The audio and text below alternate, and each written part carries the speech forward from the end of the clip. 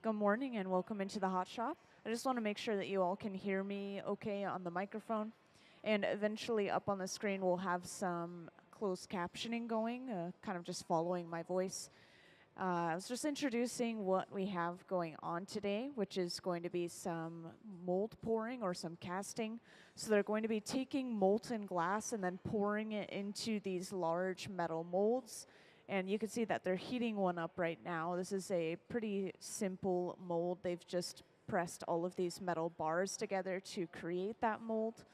And we have to heat it up a little bit just so that when we pour the glass into the mold, it's not going to cause thermal shock to the glass, cooling it too quickly. And this is a commission project, so these are all going to a local artist eventually, and he can do further whatever he wants with these pieces of glass to create his own artwork.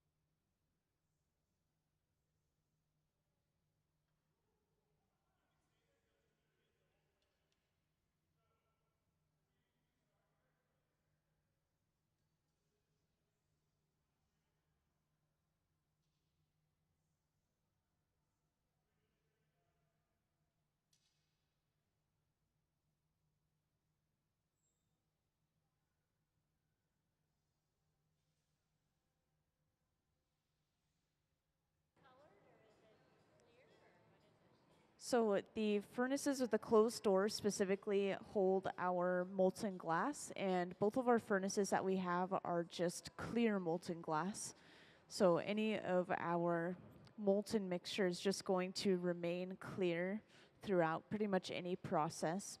We have to apply color later on if we want color on our glass, so this is just going to remain clear for this project.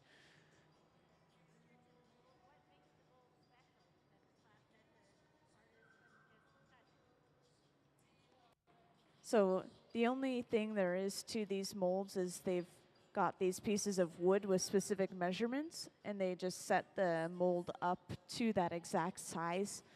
And other than that, the glass is going to remain clear. It's going to remain pretty smooth unless it's touching a cold surface, and you may see some rippling on the surface of the glass, but they do try to avoid that. It's just meant to look clear and smooth.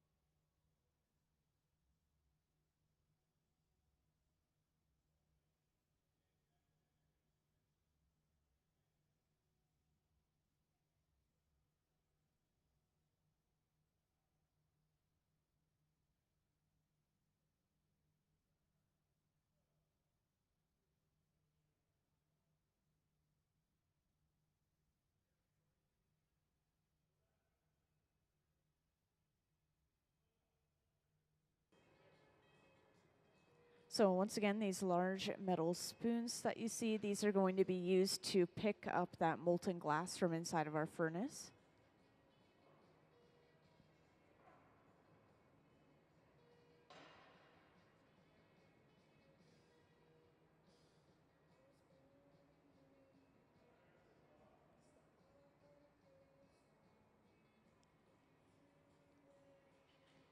And these spoons are pretty cold. They're going into the furnace, which is holding the glass at around 2100 degrees Fahrenheit. And because the glass is so hot compared to this cold metal, This is not going to physically stick to that metal very much, so they're going to be able to just knock this excess glass out of the spoon later on. And to fill up this mold, they're going to need to add quite a bit of glass. So they are going to be taking multiple gathers of this clear. So now you can see how they get this excess glass off. All they do is they tap the spoon, and then it's dunked into water to cool it down.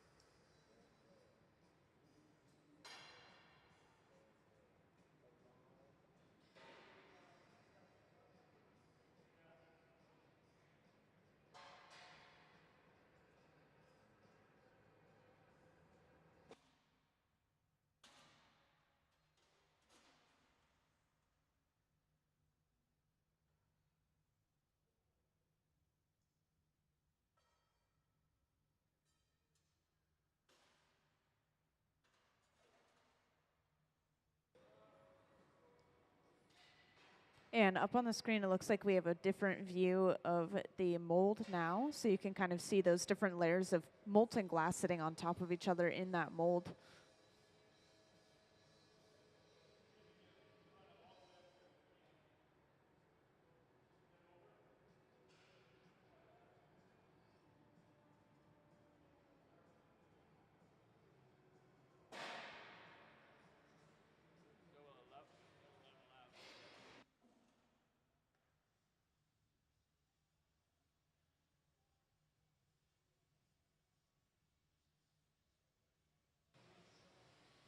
So this small handheld torch here, it looks like they're using it to try and get the glass to move and smooth out a little bit in these little dips that we have across the surface.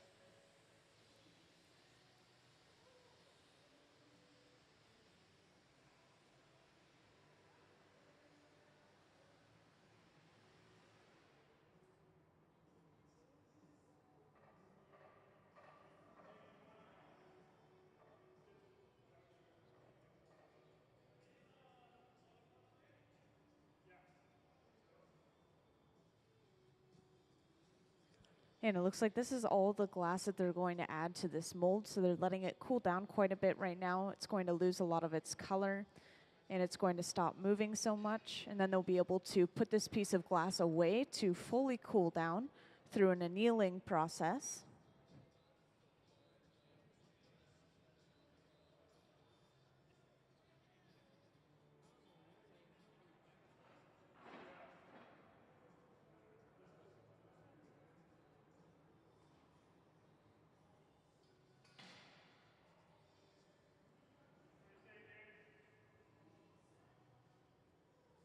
So this large black box that you see on the screen or over on that left wall, this is where we're going to put our glass away.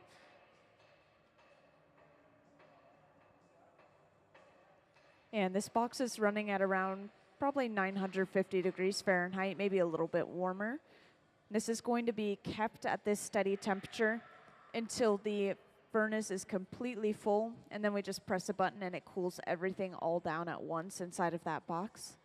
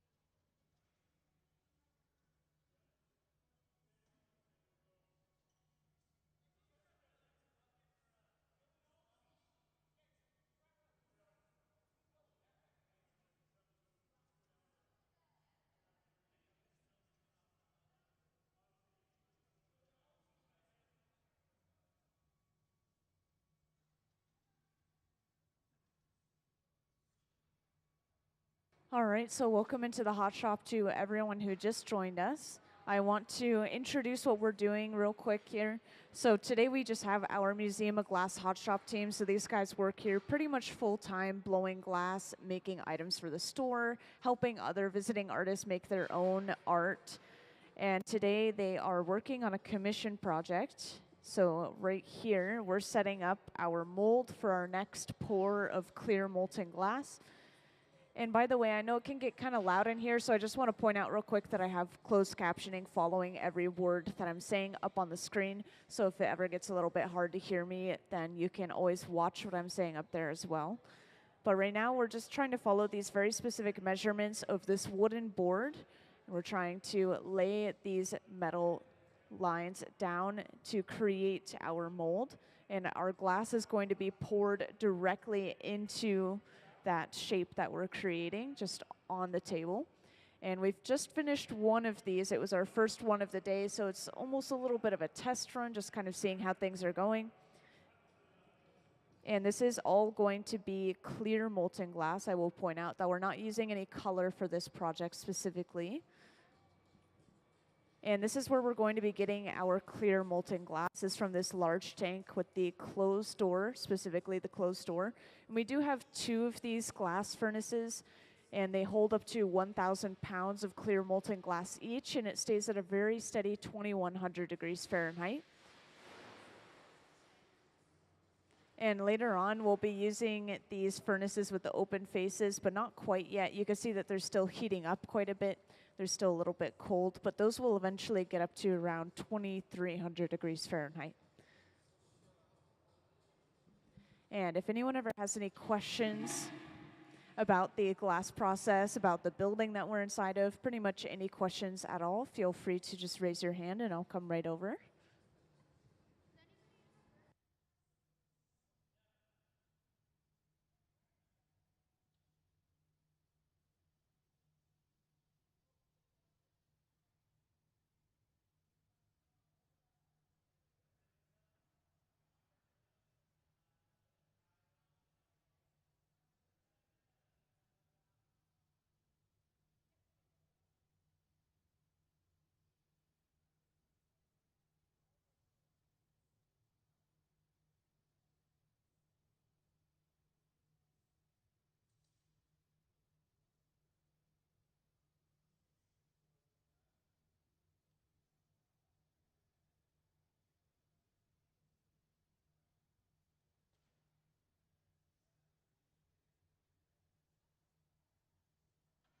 So throughout this process, we're going to have a lot of excess or extra clear glass that's left over. And all of this clear glass can be reused later on. We're specifically putting that glass into a clear glass bucket. So all we have to do is crush it up and put it back into our furnace to melt down again later on, basically just reusing that clear glass. So that's something that's really nice about working with clear, is we can always reuse it. When we're working with color, it's usually diluted within some clear glass, and oftentimes we'll work with multiple colors, and so everything can get kind of muddied. We don't really want to reuse that color because it can get mixed with many different colors and just clear itself.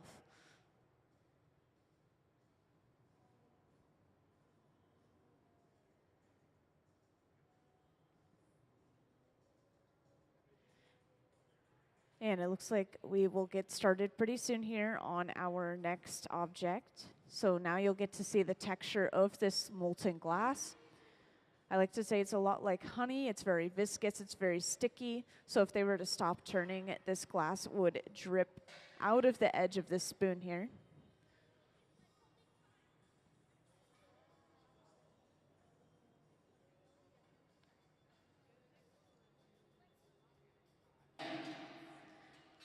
Now, these metal spoons are actually pretty cold, so as you noticed, even though we have that molten glass in there, all we have to do is tap the spoon on the edge of our bucket, and that glass just falls right out.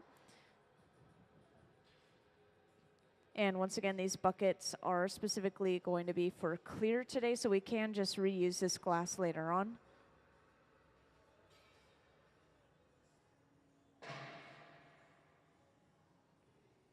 And this is going to take a few layers of clear to fill up this entire mold. This is basically just creating a thick, large panel of glass.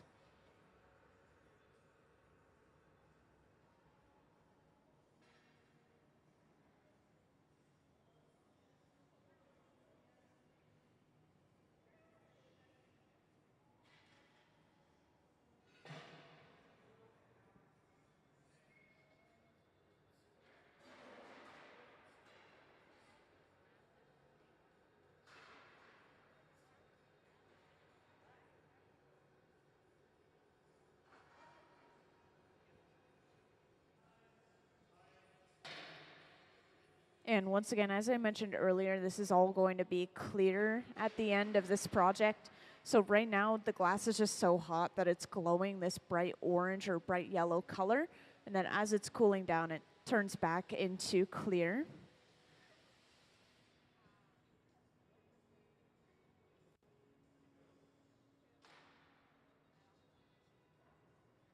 And once they have all the glass they need, they just have to let this glass cool down, just enough for that glass to stop moving. And then they'll be able to put it away to fully cool down inside of an annealer, which is the large black box over on the left wall. This will hold any glasses put inside of it at around 950 degrees Fahrenheit, and then with the press of a button, everything inside of that box cools down all at once. This is going to prevent any thermal shock, which once again is what happens when you heat or cool down glass too quickly. You can get cracking and breaking.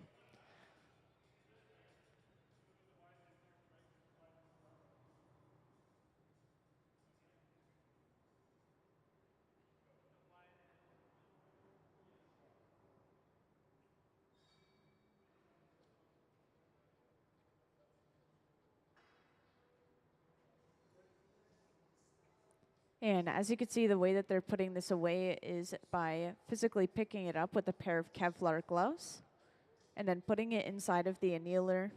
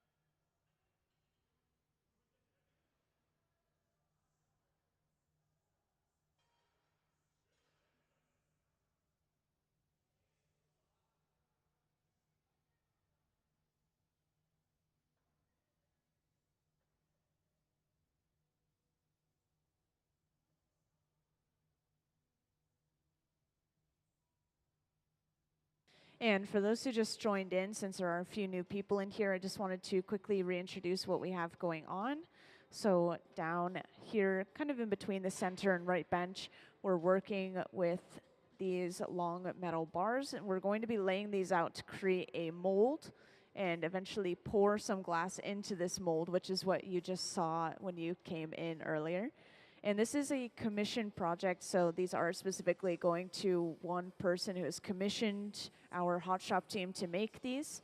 And I believe that he's an artist himself, so he'll be able to further alter these and do something with them later on, which I'm not exactly sure what it is so far, but we are just creating these really thick, large panels of clear glass today. And we will eventually move on to some other projects as well, but this will probably be much later in the day. So if anyone's interested in seeing something else go on as well, then please come back after lunch. And since we're not working with color right now, I just wanted to play a video talking about how we get color in our glass, since you guys won't have the opportunity to see that. So could I have the color overlay video, please?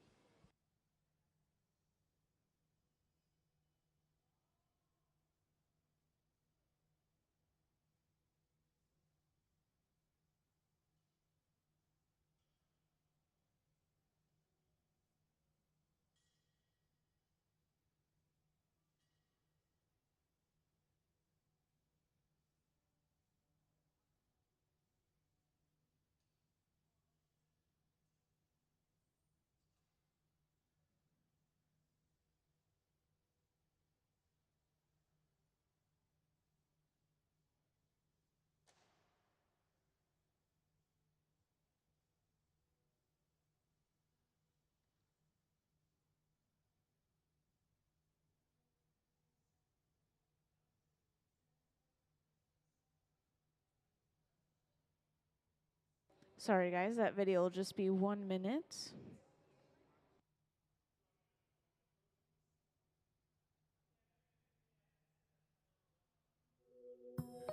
The color in glass comes from adding various materials to the mixture of raw ingredients called batch. Most of the colorants are compounds containing some kind of metal.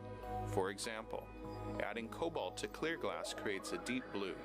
Tin and antimony can be used to create white glass, and gold chloride can produce a rich red or pink colored glass. Colored glass is melted in furnaces, just like clear glass, and then is usually rolled into bars for storage and easy application.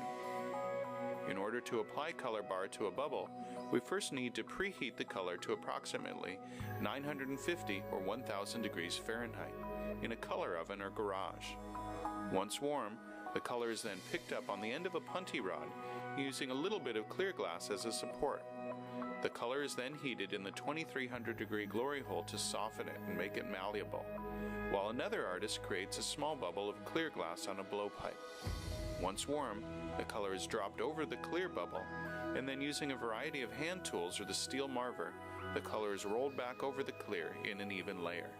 This process is called dropping color, or creating a color overlay. Depending on the project, that bubble is then usually gathered over with clear glass and blown into the final form.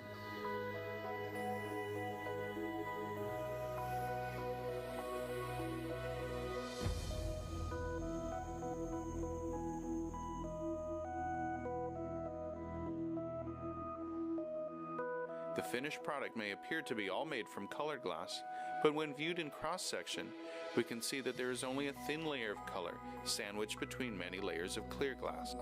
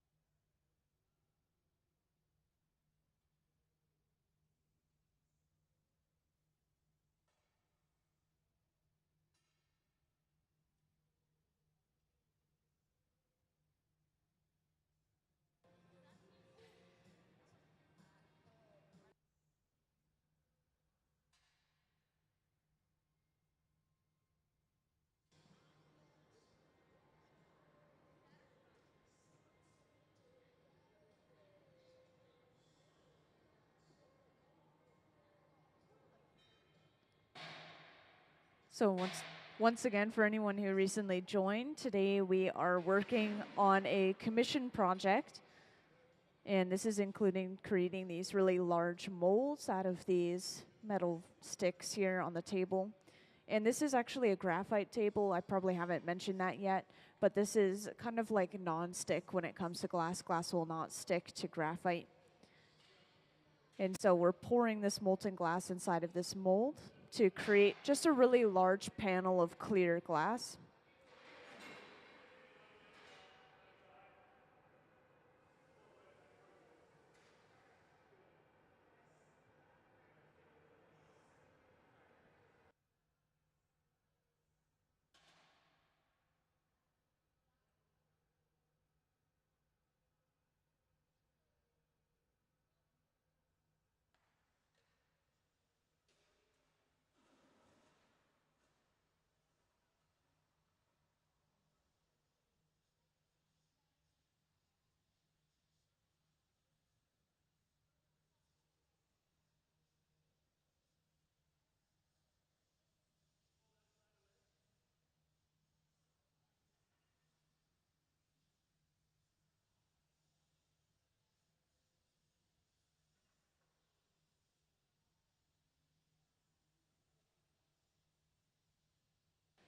So usually a professional glassblower has about 10 years of experience, I've seen. So if you're applying for like a professional glassblowing job, you need to have about 10 years or just really good experience. And all of these guys have over 20 years of glassblowing experience each. Almost all of them have almost around 30 years of experience, actually, with the most experience being 30 years, Ben Cobb in the back there.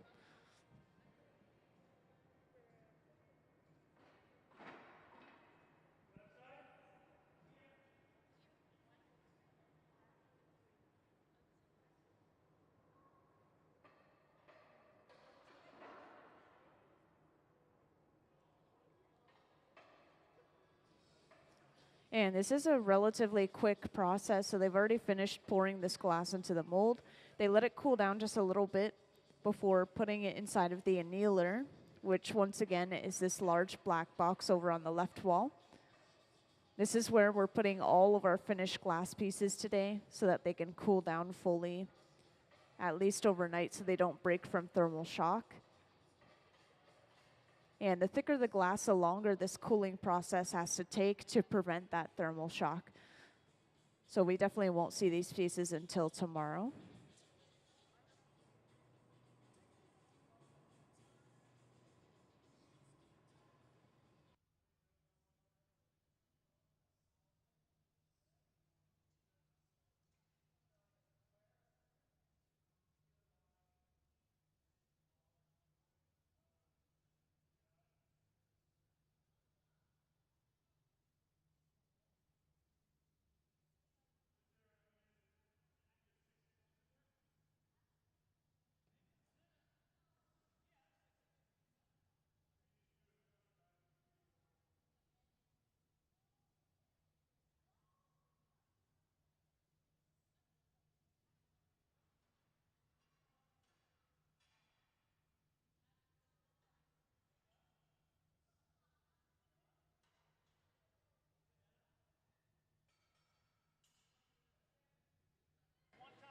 Yes, so pieces of glass that we made in previous days, probably yesterday, are sitting inside of the annealer over on the right side of the hot shop. You can see them inside of that open door. And so it's just an example of you won't see that piece until the next day. It really has to cool down for a long period of time.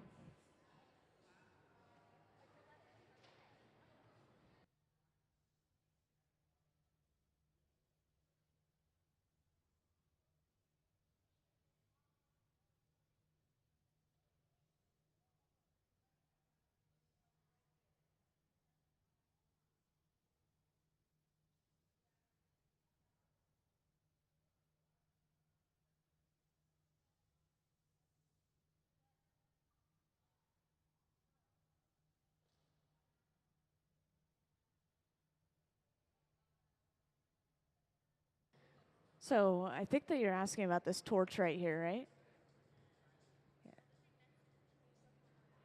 The little one, the little torch that they used earlier?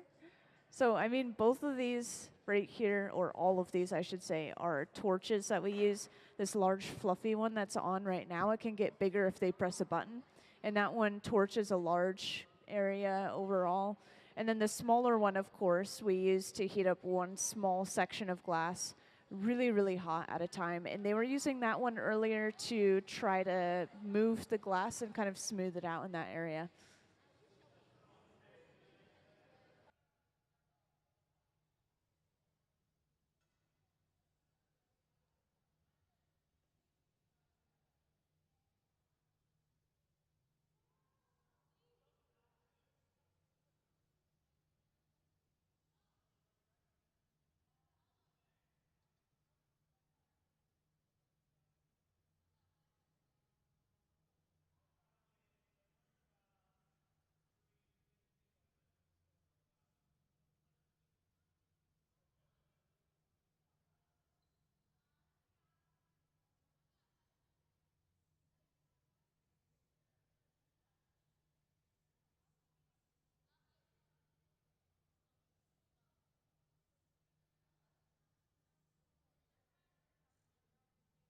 So there actually are different kinds of glass. The type of glass that we're working with in the hot shop here is called soft glass. So it has a lower melting point than other kinds of glass. Take for example, maybe borosilicate, which is the type of glass that you usually see pendants, like those mushroom pendants you're talking about, or maybe these really professional small marbles. Those are usually made out of borosilicate as well. And that's actually the same type of glass that you make beakers out of. So it's a lot stronger and you can do some different things with it.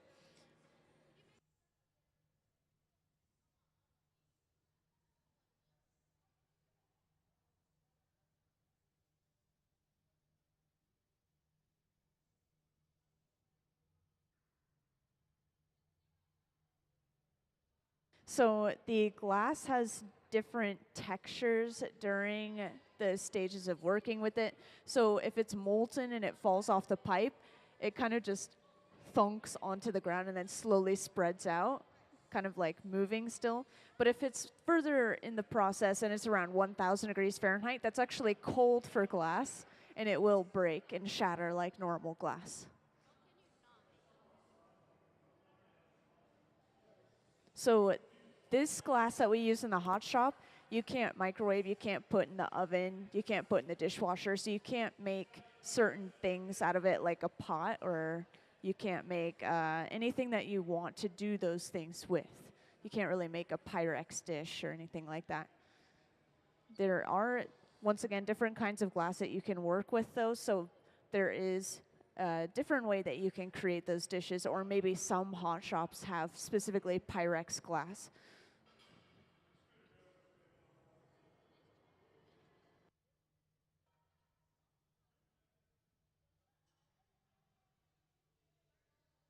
So we're not using this fire at the moment, but we always leave one of these torches lit so that at any point in time, if something is getting too cold, we could just suddenly grab it and suddenly use it. So it's just kind of for convenience to have it constantly lit.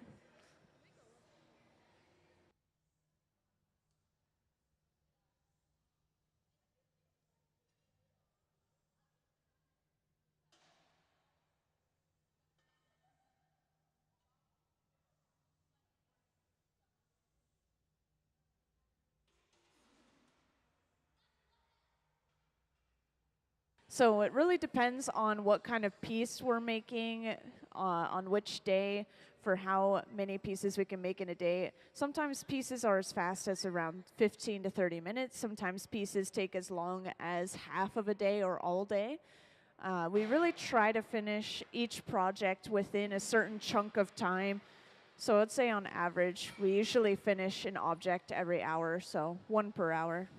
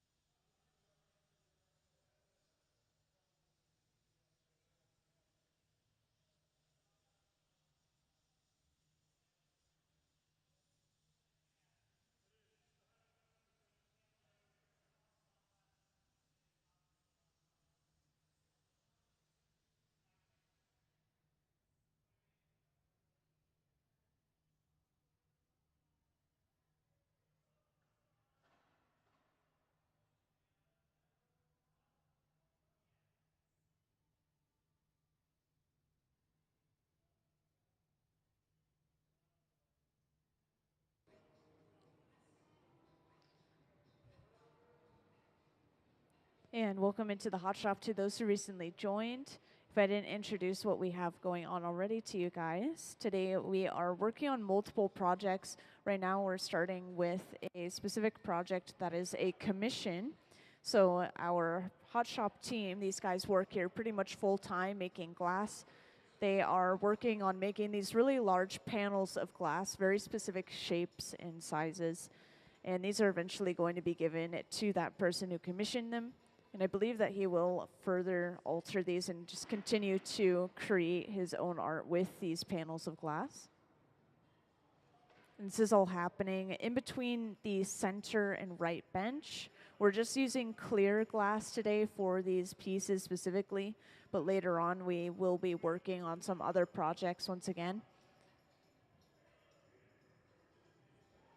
And if anyone ever has any questions, please feel free to just raise your hand and let me know. I'll try to continue to follow along with the process and describe what they're doing and why.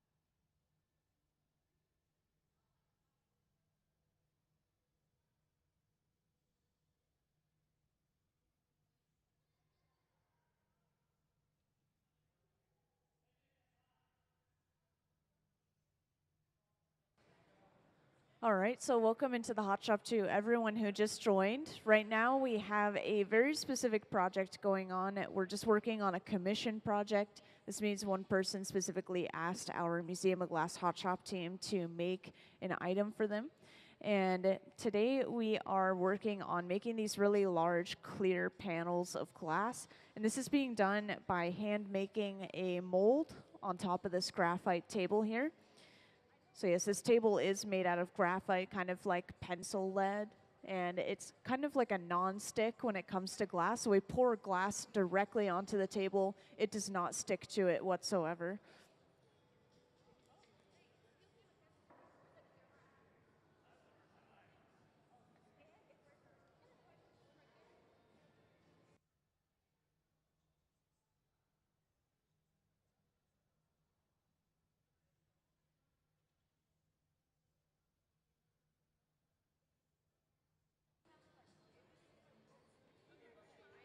So it looks like for this mold, we are going with a little bit of a different shape. And all of our clear molten glass is going to be coming from the large tanks with the closed doors specifically. This is where we hold all of our clear molten glass. All of the other furnaces with the open faces, these are just used for reheating, and we don't really need to use those for this project right now. They're just kind of heating up, preparing for our next project that we're going to be working on, since we are going to be working on multiple projects today.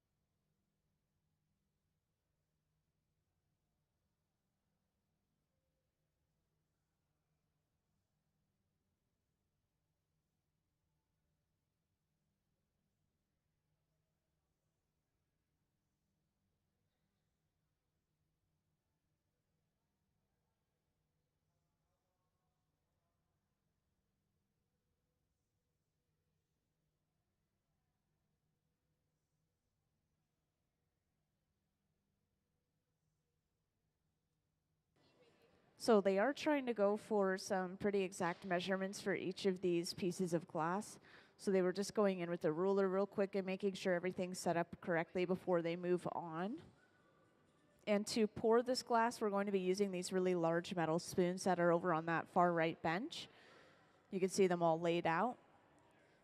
And because the glass is so hot, it's going to be at around 2100 degrees Fahrenheit, and these spoons are so cold, the glass is actually not going to physically attach itself to the metal of this spoon, and they'll be able to just knock this glass off into a bucket by the furnace.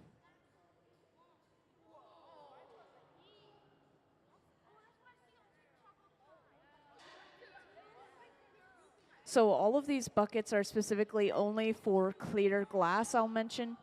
So we'll be able to eventually reuse this glass later on.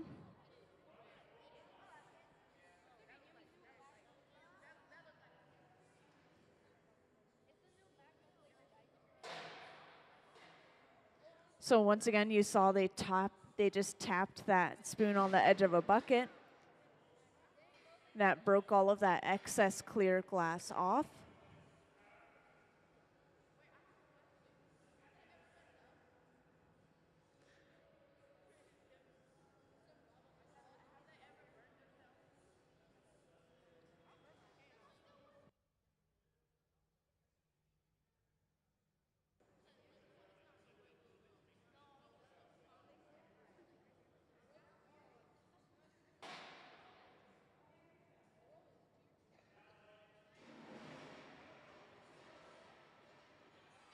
And to make sure that these spoons are staying cold, they're also being dunked into a large bucket of water. That's why you see all that steam rising from those buckets in the back, of course.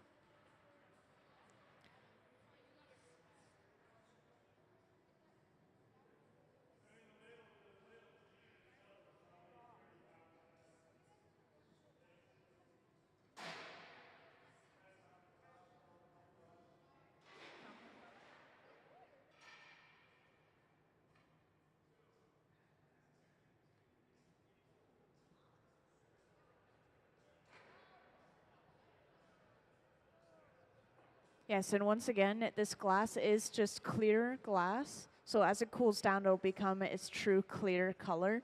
Right now, it's just glowing from how hot it is, kind of like lava, so it looks as if it might be yellow or orange.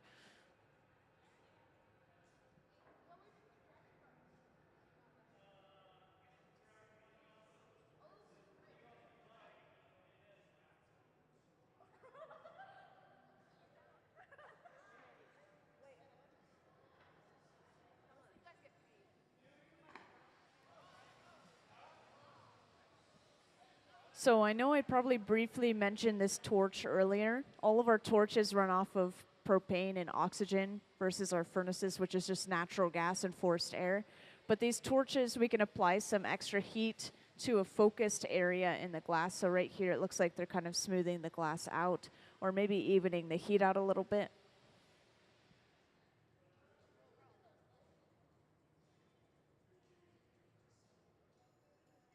And next, this is rolled over to the left side of the hot shop.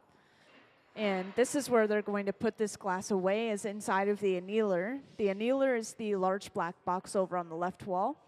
This will keep any glass that we put inside of it at around 950 degrees Fahrenheit. And then we press a button and everything inside of there cools down slowly all at once to prevent thermal shock.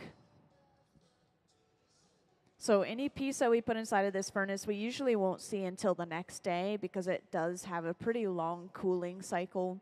And we need to fill up the furnace as much as we can so we're not wasting any space. So once again, we won't see that piece until tomorrow. They should get started on that next piece relatively soon here.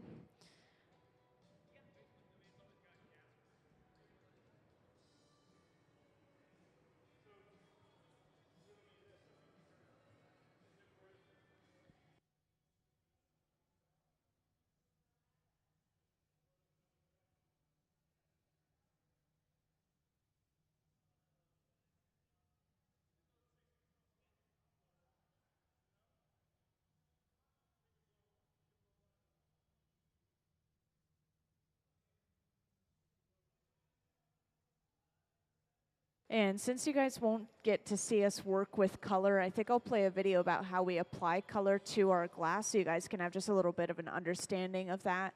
And then you can kind of relate this to what you see in the galleries as well, how we get that really smooth, even layer of color. And this is through something called a color overlay. So could I have that video, please? The color in glass comes from adding various materials to the mixture of raw ingredients called batch. Most of the colorants are compounds containing some kind of metal. For example, adding cobalt to clear glass creates a deep blue. Tin and antimony can be used to create white glass, and gold chloride can produce a rich red or pink colored glass. Colored glass is melted in furnaces, just like clear glass, and then is usually rolled into bars for storage and easy application. In order to apply color bar to a bubble, we first need to preheat the color to approximately 950 or 1000 degrees Fahrenheit in a color oven or garage. Once warm, the color is then picked up on the end of a punty rod using a little bit of clear glass as a support. The color is then heated in the 2300 degree glory hole to soften it and make it malleable, while another artist creates a small bubble of clear glass on a blowpipe. Once warm, the color is dropped over the clear bubble, and then using a variety of hand tools or the steel marver, the color is rolled back over the clear in an even layer. This process is called dropping color, or creating a color overlay. Depending on the project, that bubble is then usually gathered over with clear glass and blown into the final form.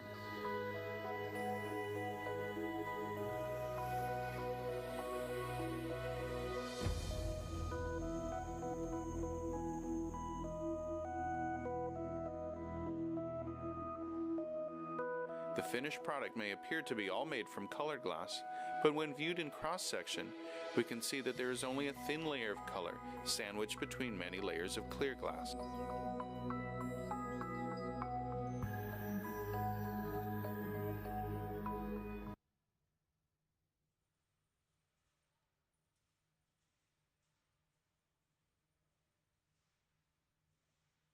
So we are actually going to get started on our next project pretty soon here.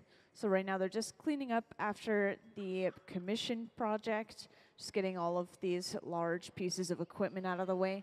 And then next we'll get started on creating some of these vases that you see down on this front table right here.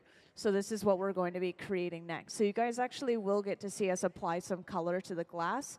And you'll see how we get these air bubbles inside of the glass as well. And this is by using a little bit of baking soda and water. It's a pretty simple process to get these air bubbles. And it just creates a little bit more of a decorative look to the piece overall. And right now, Gabe is actually spraying some water inside of the furnace to break air bubbles that have risen to the surface of the glass. We just want to make sure that we're not gathering air bubbles when we go ahead and gather our next layer of clear.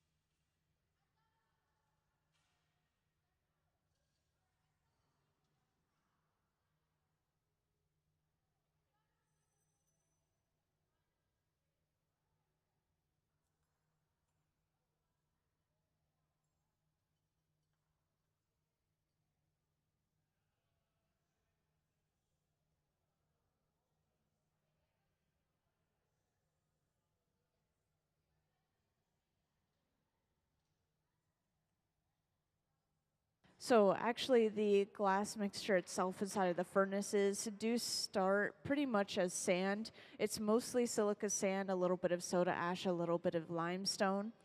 And this mixture, it kind of looks as if it's like a grainy clumped together sand mixture. And then we just pour it directly into the furnace, and this melts down over the course of a day. And it also allows air bubbles to rise up and disperse. But yeah, it is mostly just sand that turns into this glass here in the hot shop.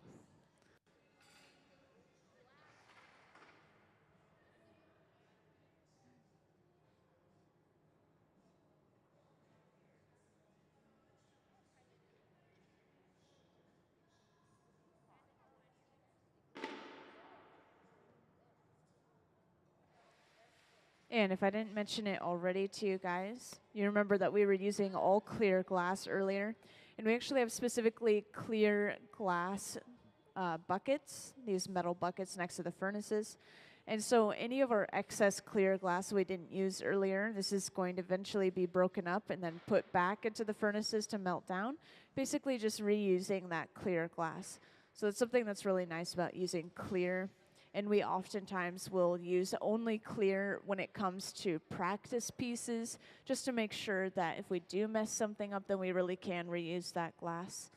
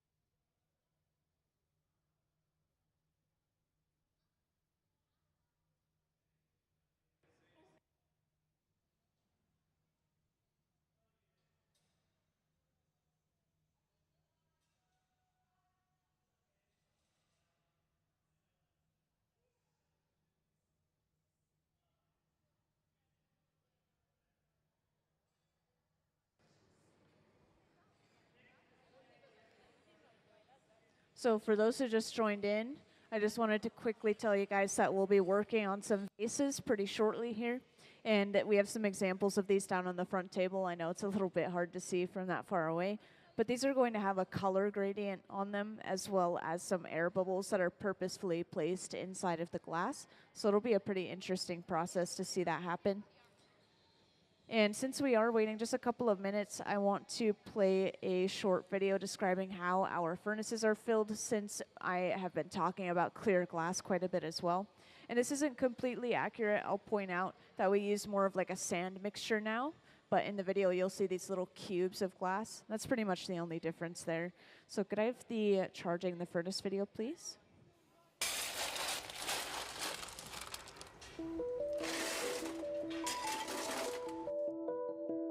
Charging the furnace is what we call filling the furnace up with glass. Glass cullet is washed clean and loaded into tubes for filling. Here at the museum, we don't use recycled bottles. Instead, we melt cullet that has been specifically designed to make blown glass art. The primary ingredient in glass is silica sand, or silicon dioxide. The other two main ingredients are soda, or sodium oxide, which lowers the melting temperature, and lime, or calcium oxide, the stabilizer. Once the cullet is loaded into the 2300-degree furnace, a rake is used to level the glass for even melting. The furnaces at the Museum of Glass hold approximately 1,000 pounds of clear molten glass and run continuously 24 hours a day, 7 days a week.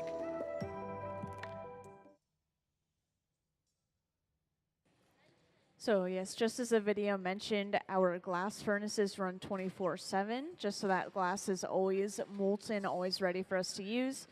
All of our other furnaces and torches we actually turn off at night and back on in the morning if we need to use them, just to preserve a little bit of energy.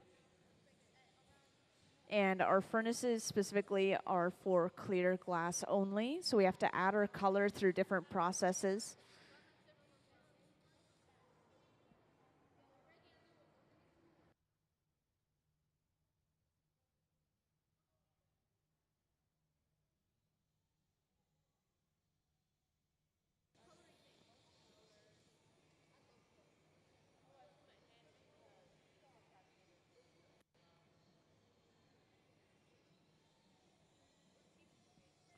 So Gabe has just taken a single small clear gather on the end of this solid pipe and is now picking up a piece of something called color bar. And this is just a bar of solid colored glass. This is just colored glass through and through. And the color itself comes from different metals and minerals mixed into the glass. Just an example, cobalt mixed into glass creates a rich blue, cobalt blue.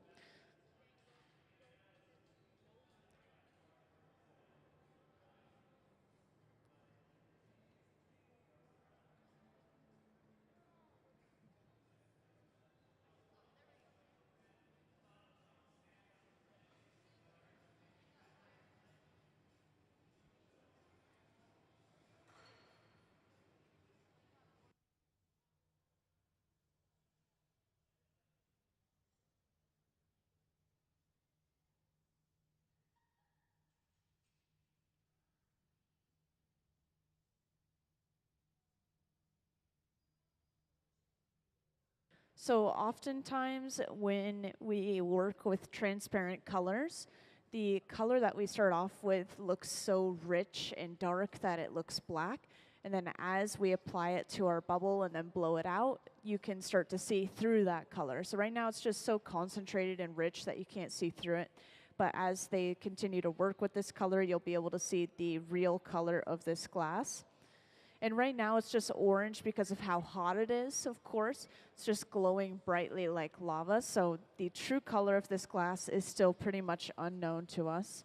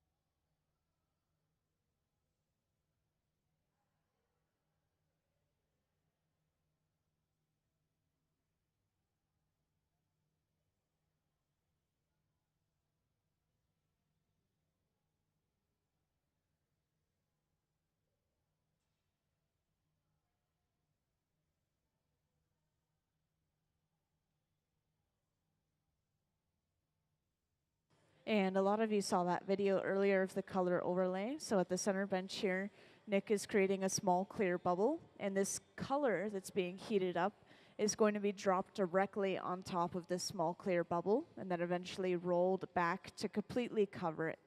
And this will create that really smooth, even layer of color across our piece.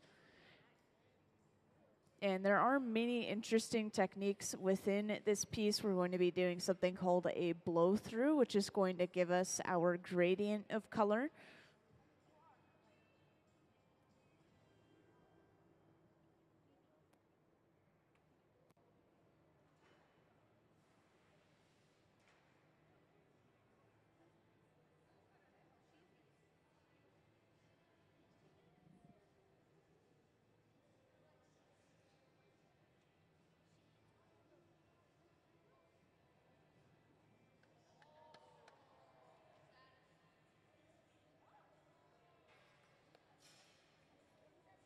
So now this color has been heated up and then dropped directly on top of that clear bubble.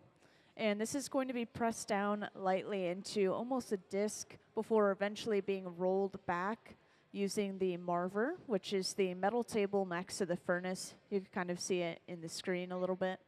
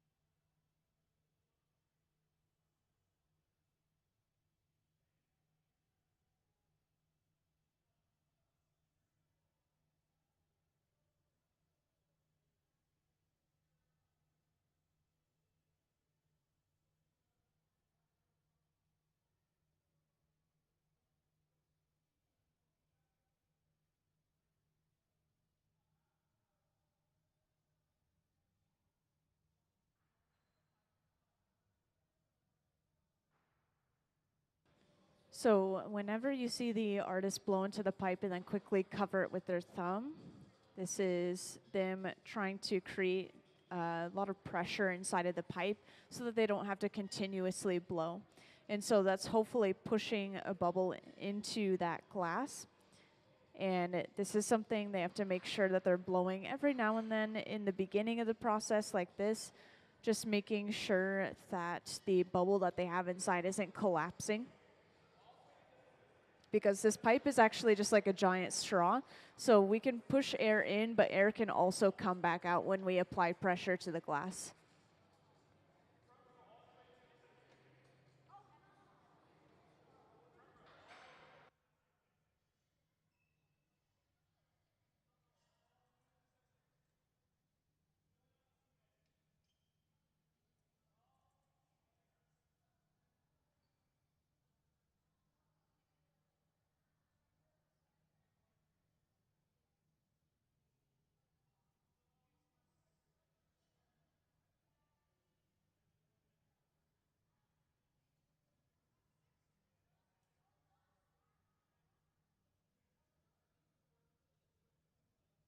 Yeah, so these pieces down on the front table right here are actually what we're currently working on.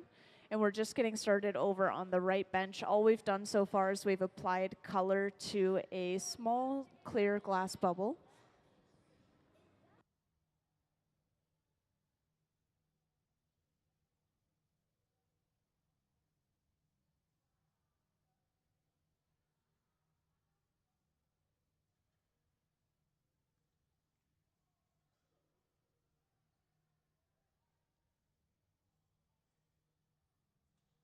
Yes, so today we are making some items for the Museum of Glass store specifically. This is something that they usually try to do when we don't have any visiting artists in here, then they can kind of focus on getting some more items out into the Museum of Glass store.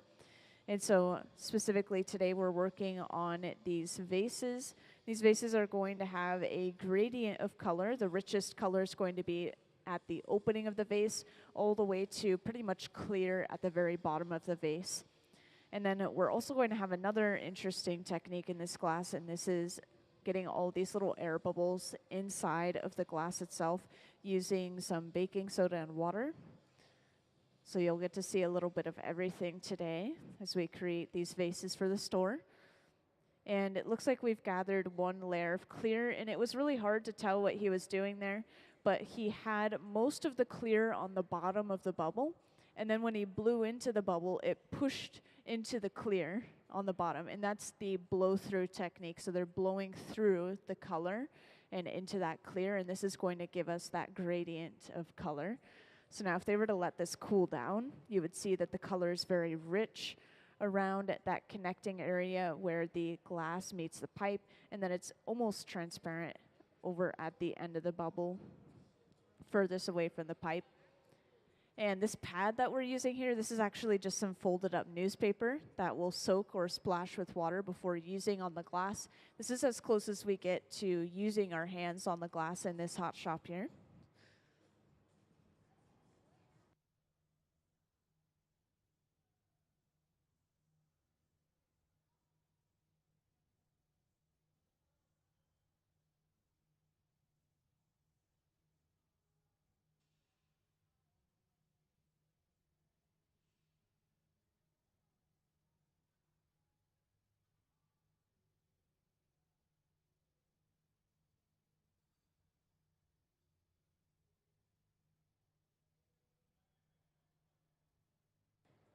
And it looks like we've already dunked our bubble into one layer of that baking soda water mixture. And we're now just letting this glass cool down a little bit. We always let that glass cool down before gathering our next layer of clear. And of course, since we dipped that glass into that baking soda water mixture, this next layer of clear is going to trap that baking soda in between those two layers of glass, creating these small air bubbles within the glass itself. So as soon as they sit down, you'll be able to see these air bubbles a lot better.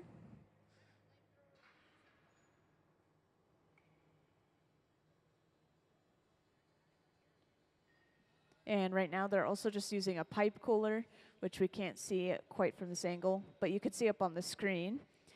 This is just a trough of water that they set the pipe into, and it cools the pipe down so we can handle it a little bit closer to the glass again.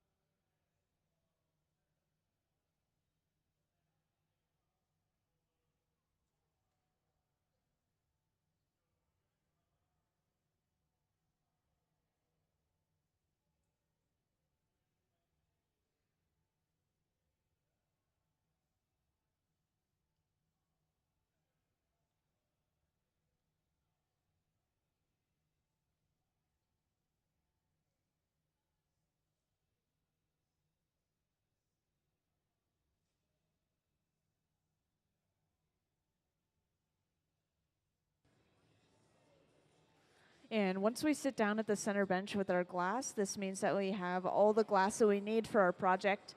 So they're going to start blowing this out and turning it into this vase from here. And this large fluffy flame torch, this runs around the same temperature as the furnaces at around 21 to 2300 degrees Fahrenheit. But this torch can heat up one section of glass at a time. So in this case, they were heating up kind of the neck of the vase near the pipe, and they're trying to even that heat out with that torch.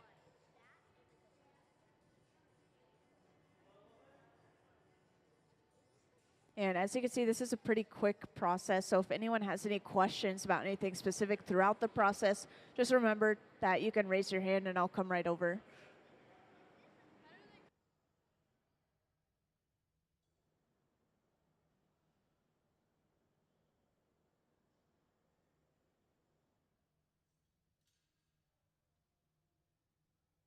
So for anyone that wasn't in here earlier, I played a little video and we got to see how they applied the color to this vase.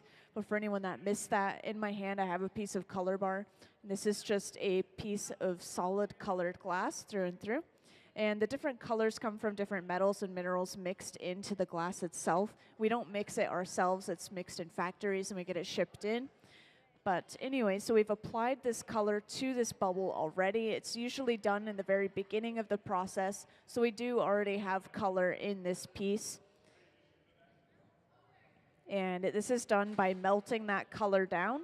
And then we'll usually just drop it onto a small clear bubble and then spread it over top of the bubble, kind of like a little layer of color, like a balloon. If we were to blow that bubble up, it would stretch out and get thinner like a balloon.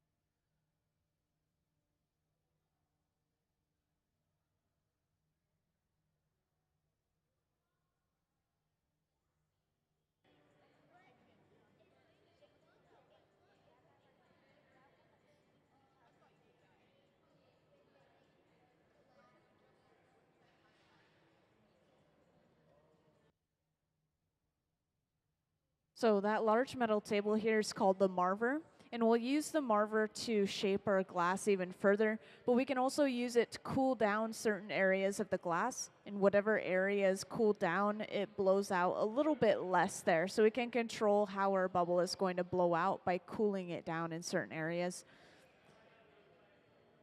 And in this case, we are going for almost a little bit of a teardrop shape. This glass is going to be flattened out eventually to get a kind of a paddle shape. And once again, we have physical examples of these vases down on this front table right here. I know it's a little bit hard to see them.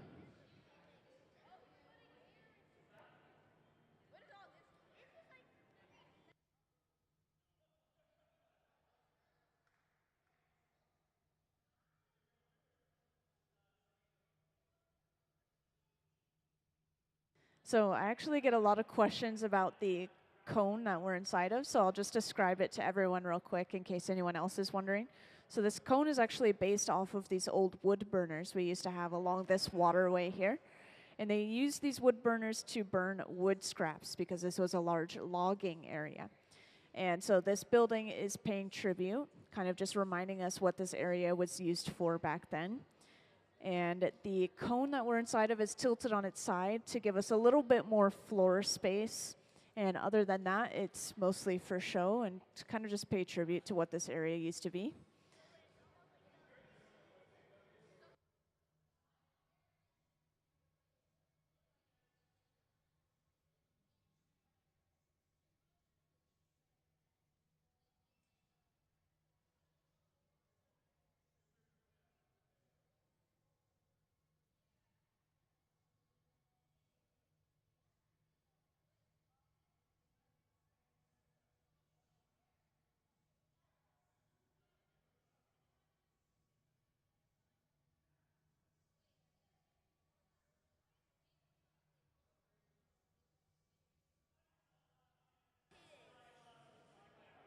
So these are two corkwood paddles. They use corkwood for flattening the glass because wood is a very insulating material. It allows this glass to maintain a lot of its heat as they continue to press onto it.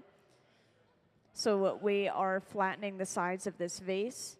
And this is getting pretty close to the final shape of our vase, but we still need to work on the top of the neck, and I'll be able to explain how they do that in just a moment.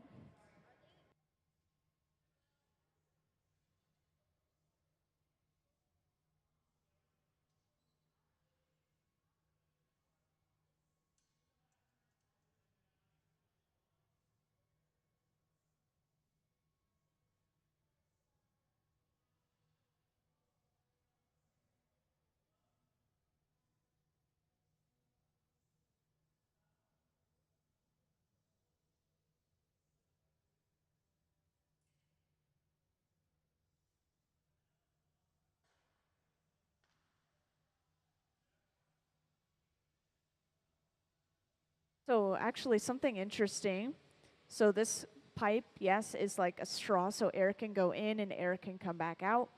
And sometimes we will purposefully suck the air out or pull it out to kind of deflate a certain section of the glass.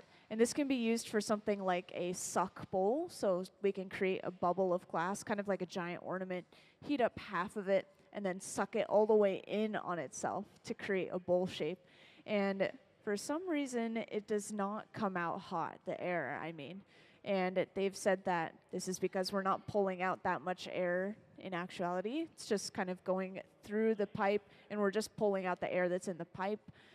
And then on top of that, maybe the pipe is cooling the air down if we do continue to pull air out. So it's actually not as dangerous as you might think it is.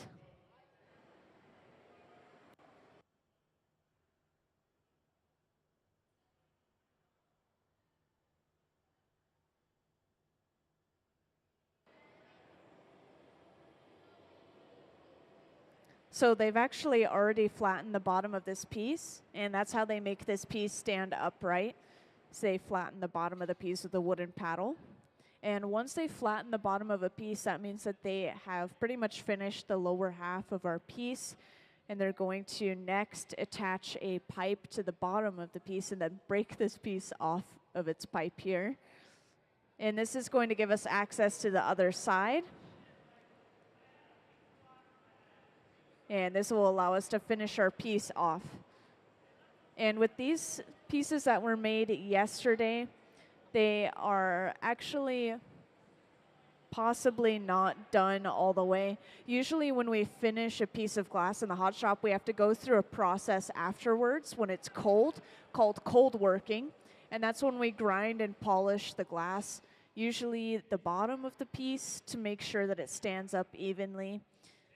But any sharp areas of the glass is what we usually work on.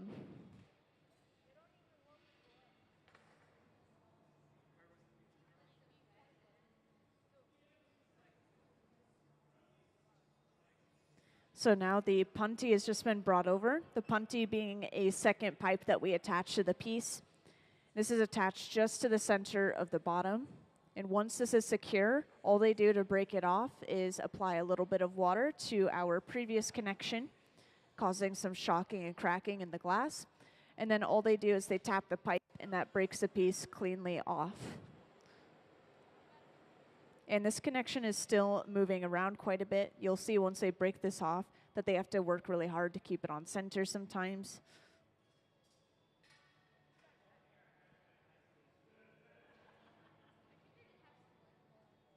And at any point in time, we have to make sure that all of our glass is staying at around 1,000 degrees Fahrenheit or warmer so that nothing cracks or breaks from thermal shock. So we're always going back and forth between the furnace and the bench, whether we're working on something currently or not, and this is called flashing. Just making sure that that glass is staying nice and warm.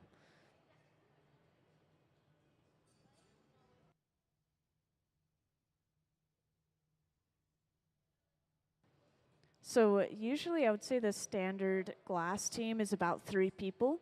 There's one person that physically sits down and is working with the tools. There's another person to shield, which is what Nick is doing here with this wooden paddle. This wooden paddle is just shielding the artist's hands and arms from the heat of the glass. And then the third person will blow or they'll heat up the glass for the other artists. So they each have their own jobs, but we usually only need about 3 people for each project. The larger the piece is, of course, maybe we need more people.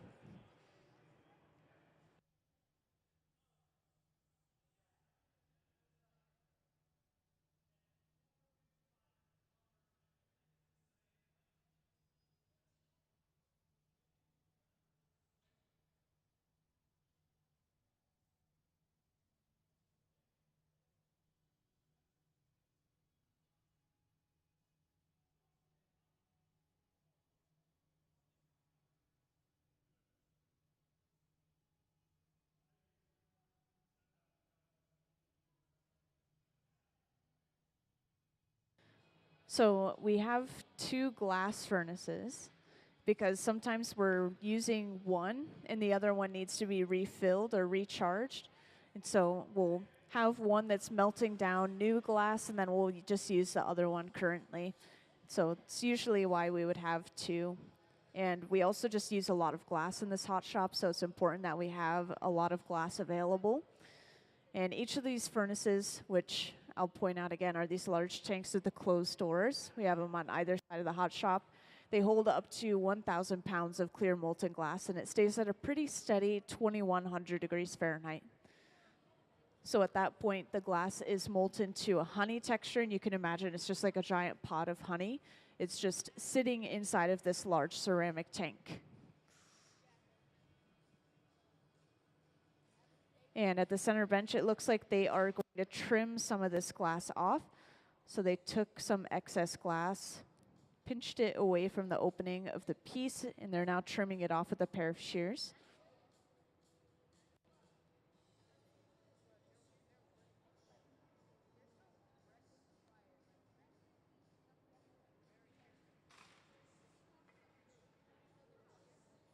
So now after doing this, we should have a pretty straight, even neck. And this is leaving us with hopefully pretty thin, even walls and an even opening. So next we'll be able to go in and start flaring this opening out to get a little bit more of maybe a trumpet shape.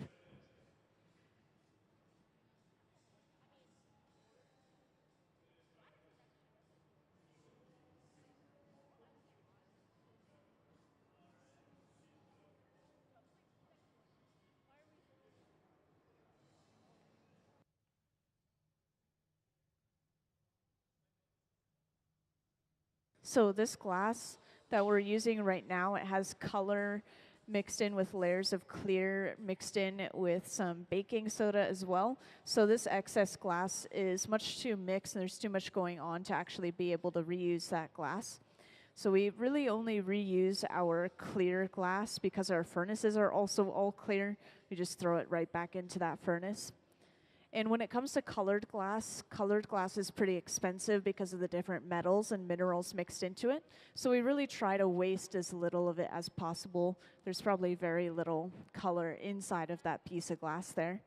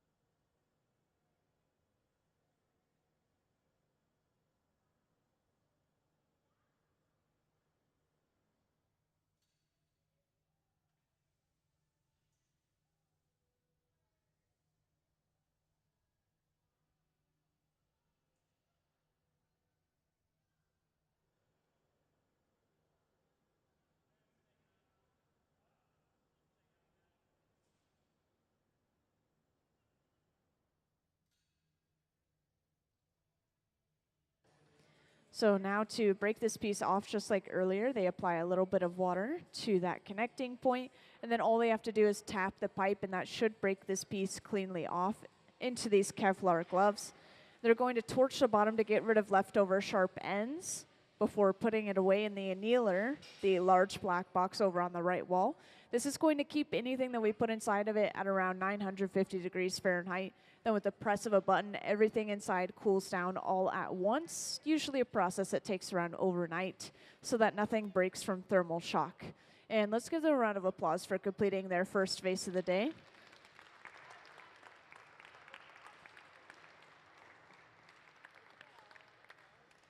Thank you. And they will continue to work on these vases. These are eventually going into the Museum of Glass store. So if you miss the beginning of the process, you'll get to see how they applied the color, how we got those air bubbles inside of the glass, and how we got that gradient of color across our piece as well, with the rich color being at the opening of the piece. And just a reminder, if anyone has any questions, please feel free to raise your hand and I'll come right over.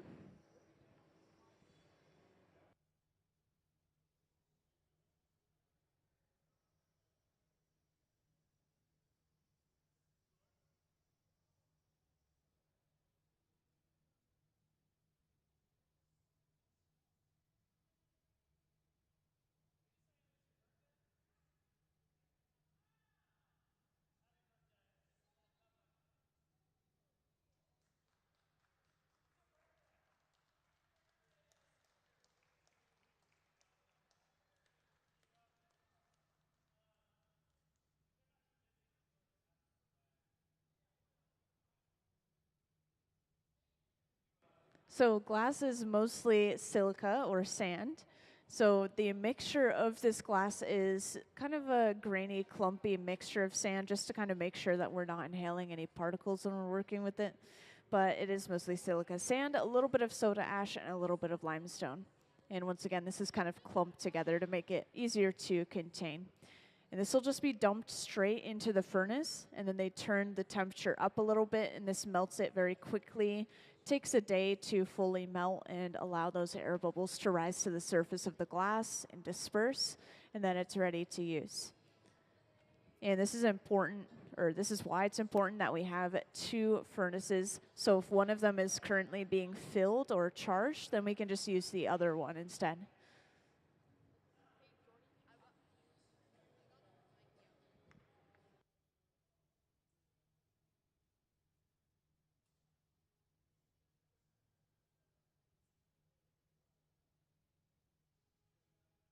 We're getting started over on this right bench here. You'll see our coloring process, and this today is going to be a color overlay. So we're going to take a piece of color bar, which it looks like Ben is heating up right now. And Nick is currently gathering a little bit of clear on the end of his pipe, and this is going to be used to create a small clear bubble.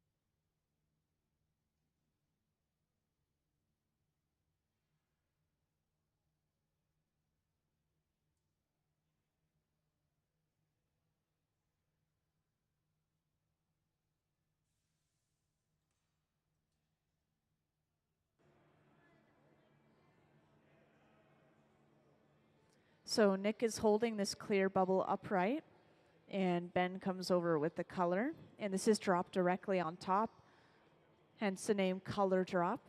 And then the next step is going to be just pressing this down into a little bit of a disc before starting to slowly roll this back to completely cover up that clear bubble. So this should give us a really smooth, even layer of color across our piece. And on top of this, we're going to further alter the design by creating a blow through, which once again is going to give us this gradient. And I'll be able to describe that as soon as they start it.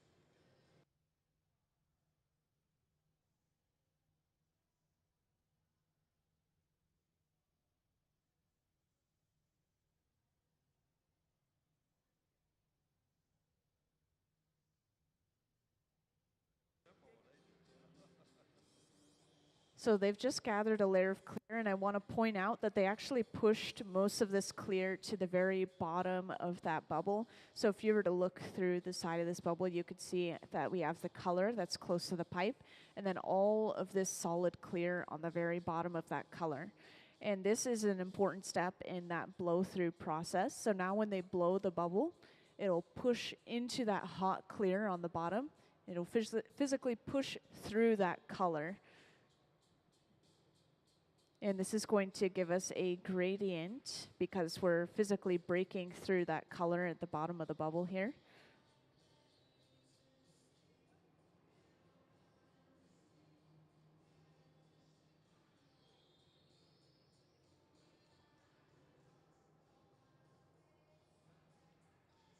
So now once this bubble cools down a little bit, we'll be able to see that blow through pretty well.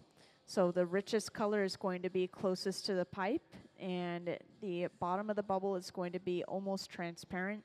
And I'm basing this off of the previous pieces that they made. They're displaying on this front table right here. So this is exactly what we're working on right now. And these are eventually going into the Museum of Glass store once again, so you'll be able to see them on the shelves probably tomorrow. And it looks like they've just dunked this bubble into a bucket of baking soda and water on the floor over there.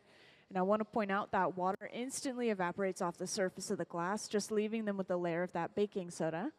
So next time when they gather, this will trap that layer of baking soda between two layers of glass, creating all these really small air bubbles throughout the entire piece.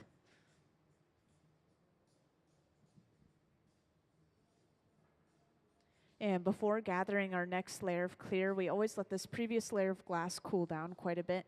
So now that they're letting this cool down, you can see the baking soda on the surface of the glass pretty well.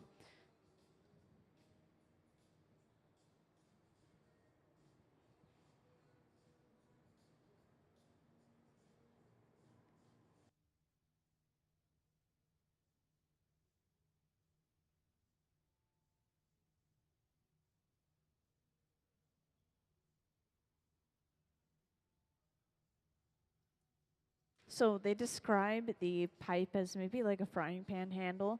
As long as it's not directly in the heat, it's not going to get very hot. So they're able to handle this pipe pretty close to the glass.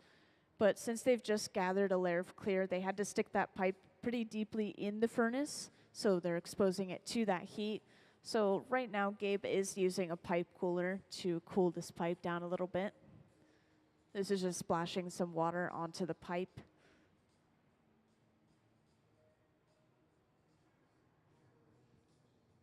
And this is actually all the glass we need for this vase here. So we've moved over to the center bench where we can start to fully blow this out and turn it into that vase. We'll always start our projects on the side benches and then bring it to the center when we're ready to blow it out like this.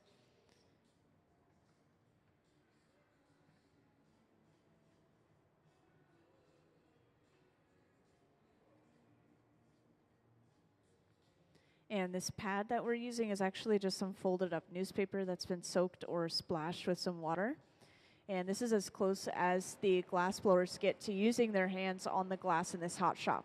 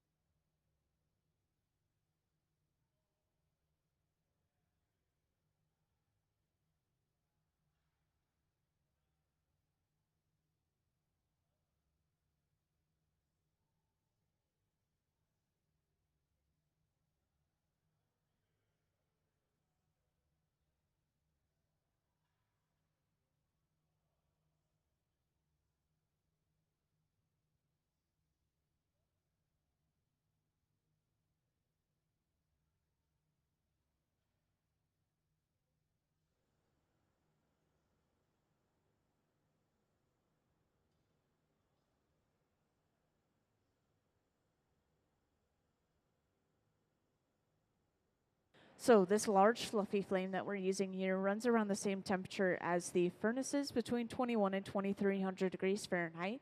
But with this torch, we can heat up one section of glass at a time rather than the entire piece overall inside of the furnace. So we can balance heat out, or we can just alter one section of the piece using this torch. And this next step in the process is pretty important. We're going to be creating a jack line. So going in with a pair of jacks here, which are these two metal blades. We are going to first stretch a neck and then create a jack line, which is where we break the piece off of its pipe later on. When they're creating this neck, you can see that they're not cinching all the way down. They're leaving the blades open quite a bit and then just pulling away from the pipe. And this has created the neck for our piece. And next, focusing just a little bit more heat in just where we're going to create the jack line near the pipe here.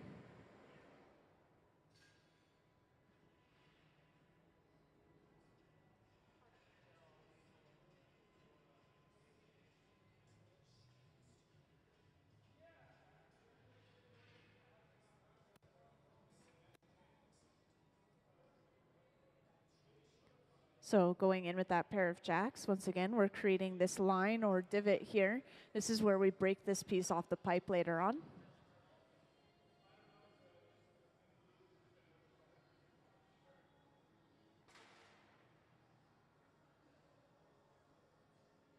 And to make sure that the neck is keeping its shape, they're holding onto the neck using that same stack of newspapers as they continue to blow into the end of the pipe a little bit. And the blowing happens pretty quickly, so it's pretty easy to miss, but this is happening on the very end of the pipe here, with the person sitting at the end of the bench.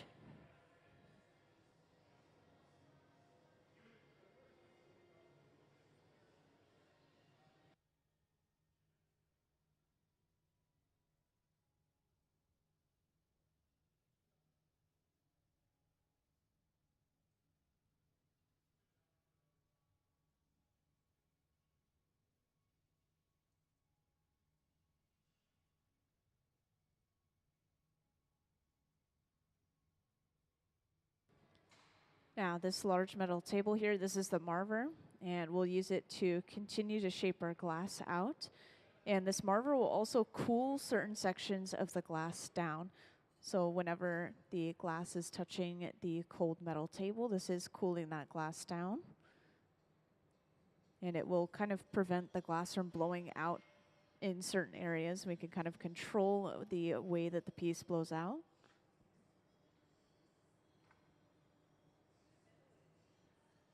So most of our tools and tables and all of that are steel, stainless steel throughout the hot shop. And steel is actually, I've been told, a pretty poor conductor of heat. So we don't really have to worry about the tools or the pipe or anything getting too hot.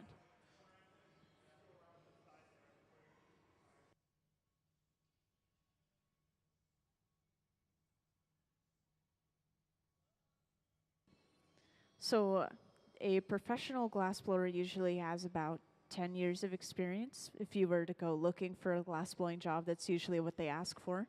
And then with the glassblowers we have here, they've been working here for quite a while. They all have over 20 years of experience, with Ben having the most experience and one sitting down at the end of the bench here. He has 30 years of experience.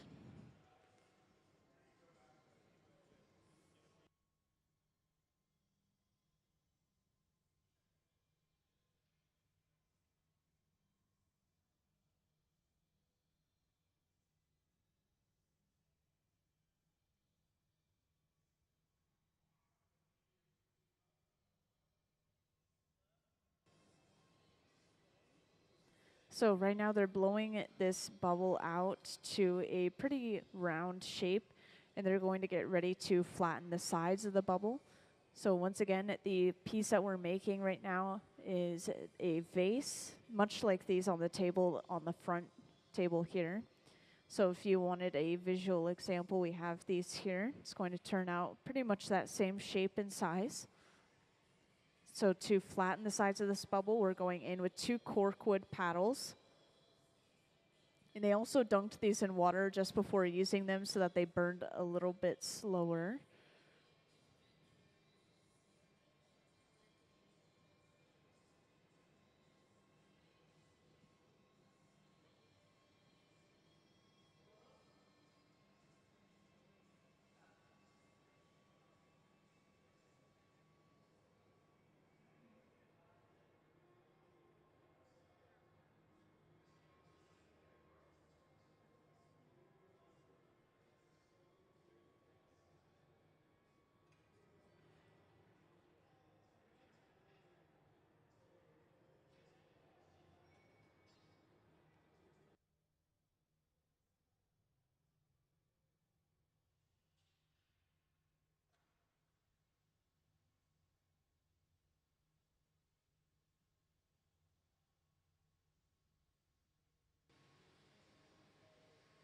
And this small focused flame they're using just on the very bottom of this vase, where they will flatten the bottom.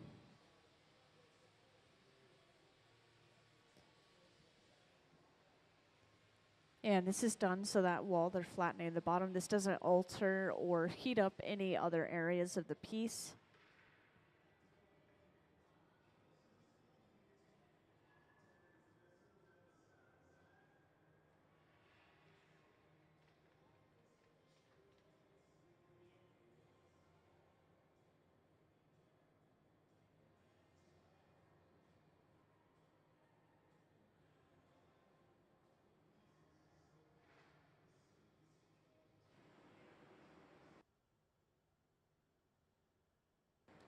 And once they flatten the bottom of the piece, this means that they are done with the lower half of the piece in general. So to get access to the top of the neck, all we have to do is attach a second pipe to the very bottom of our piece in general, and then break the piece away from the pipe that it's connected to right now. So they're just going to work on keeping this glass nice and warm while that second pipe is being prepared.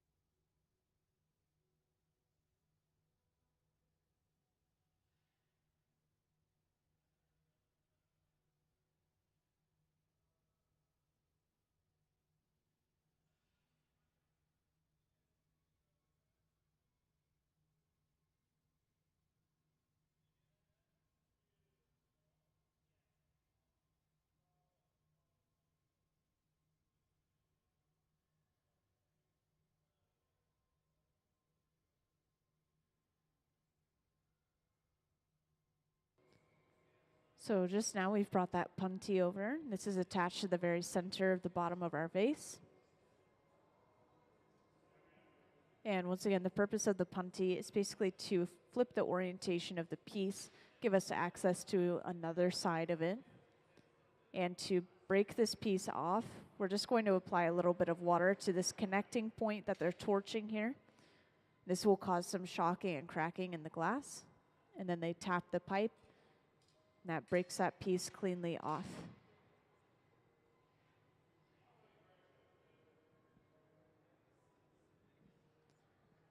So now we have access to the top side of our vase, and we can start to work on the neck of our vase and finish it off. And right here, the vase itself is actually still cold. They're not trying to alter the shape. They're just making sure that the pipe is centered to the bottom of the piece, since that connection is still moving around quite a bit.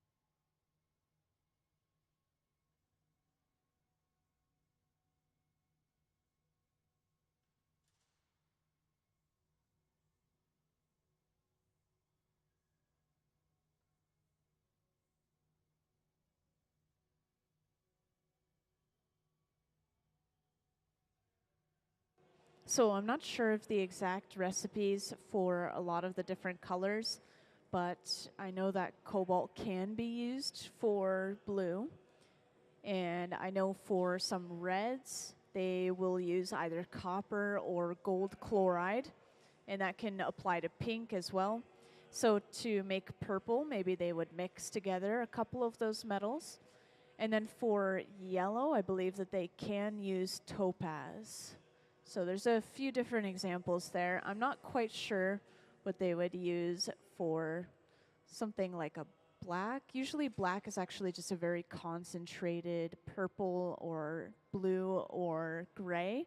Usually it's really hard to find a true black glass.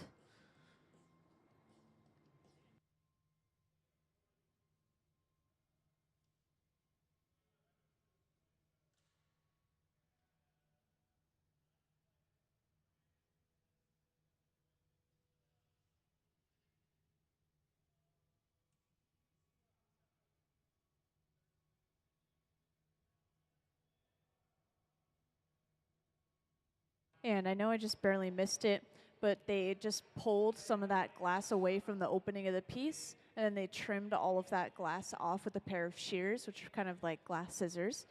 And this should leave us with a straight neck with these thin, straight walls and an even opening, just kind of perfecting everything and getting rid of any uneven or thick glass. And now that they have that excess glass off, they're going to work on starting to flare the neck open into almost a little bit of a trumpet shape, just like our vases down on this front table here.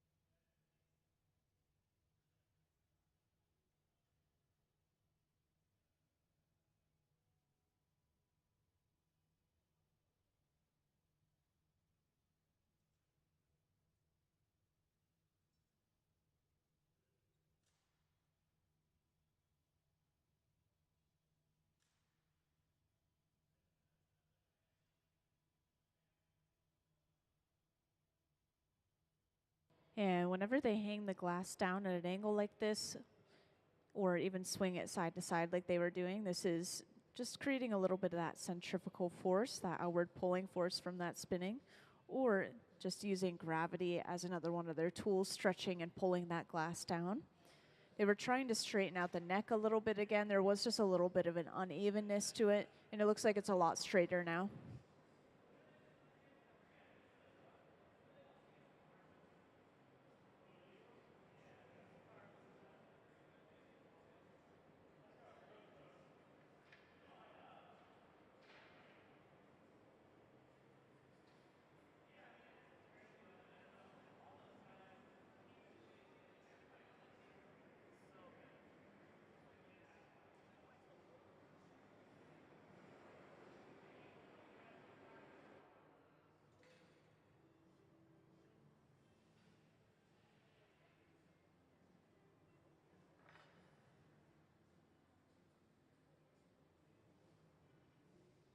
So as you can tell, they're getting ready to break this piece off and put it away. You can always tell when they get these Kevlar gloves out and ready.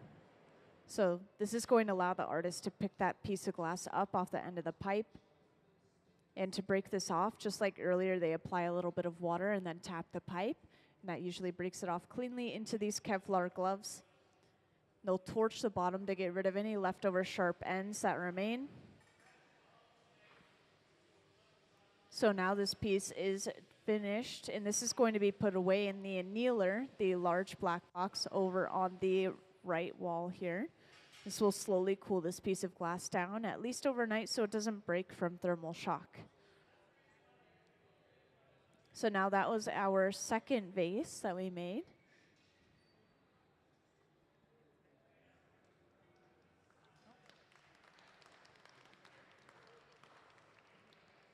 Thank you. And as I mentioned earlier, we will continue to make these vases, just using different colors for each one to make a variety of them for our Museum of Glass store.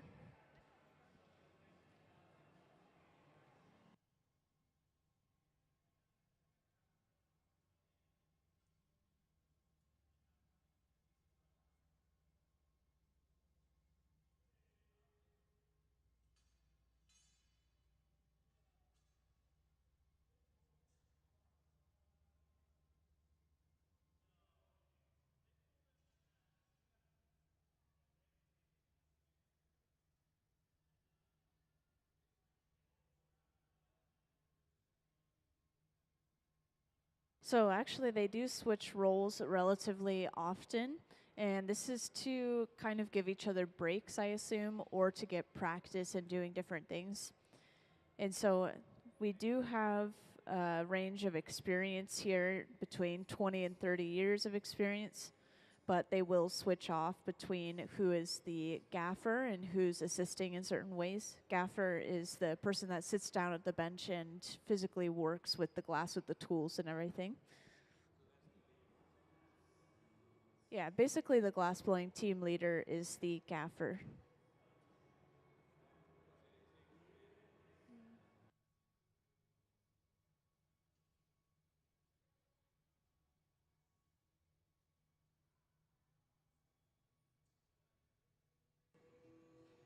So this building is based off these old wood burners we used to have along the waterway here. So this is kind of just paying tribute to this area used to be, kind of like a logging area. And so this cone is actually pretty much the same size and shape as those old wood burners. The only difference is it's tilted on its side in here to give us a little bit more floor space in the back over here. And other than that, it's just kind of decorative and impressive.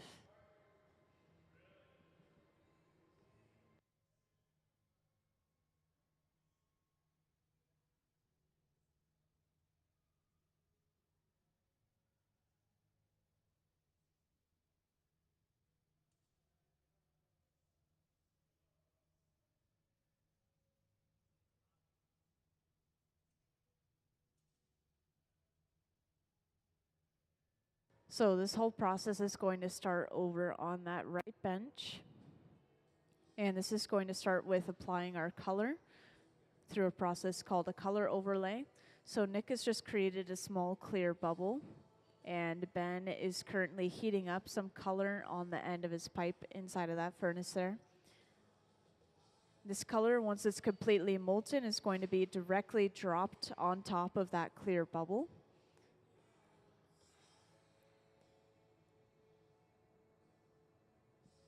And we actually use this technique for most of our pieces here. It gives us a really smooth, even layer of color across our entire piece.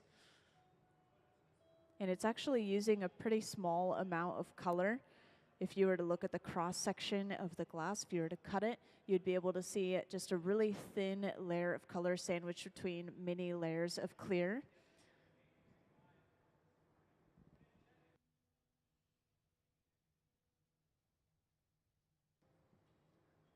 So after heating that color up, this is dropped onto that clear bubble.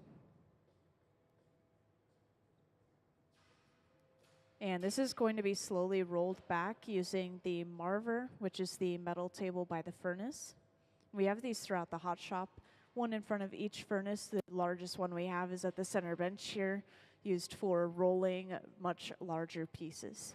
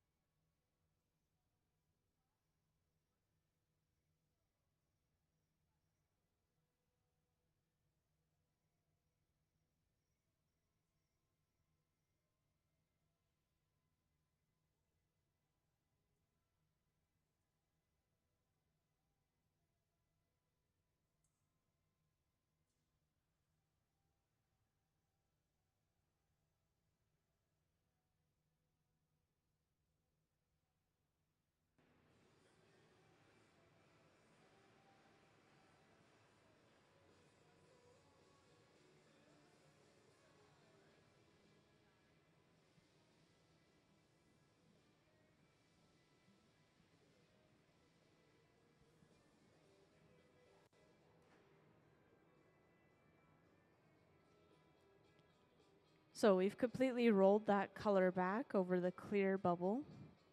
And you can actually see through the bottom of the bubble here through that color. And this is because it's already been thinned out a little bit through Nick working with the glass. So this has already given us a little bit of a gradient.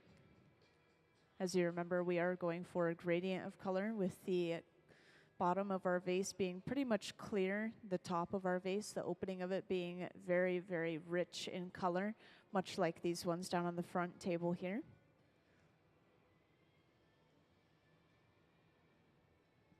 And after letting that layer of glass cool down, we've gathered our next layer of clear. This will build up mass for the piece, of course, but it's also going to kind of seal that color in.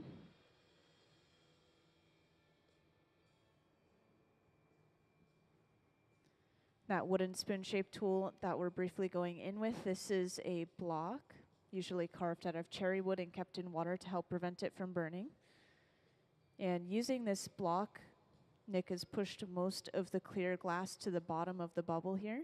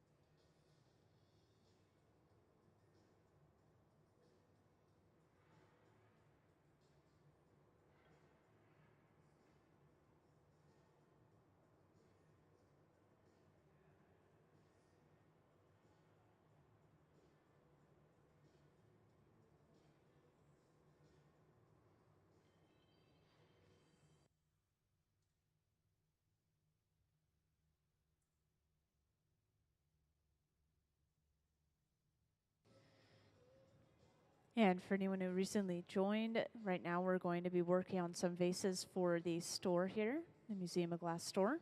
And we have some examples of these exact vases down on the front table here. And just then, Gabe took that pipe and dipped the glass into a bucket of baking soda and water. And the water, of course, instantly evaporates off of that glass, just leaving them with a layer of baking soda on the surface of the glass. They'll gather one more time over top of this, and this will trap the baking soda in between those two layers of glass. This will create a bunch of air bubbles inside of the piece. And up on the screen, you can see a good view of that baking soda layer on the glass itself.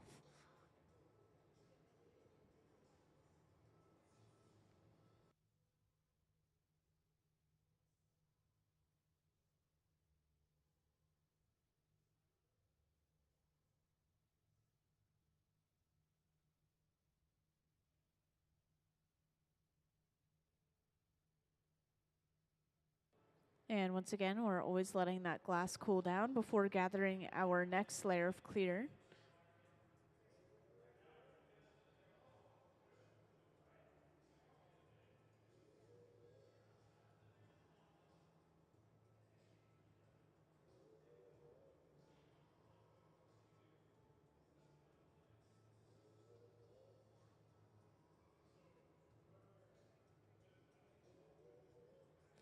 And it looks like this is specifically a strip gather. So this is just a partial layer of that clear glass since they're letting that glass drip off into a bucket.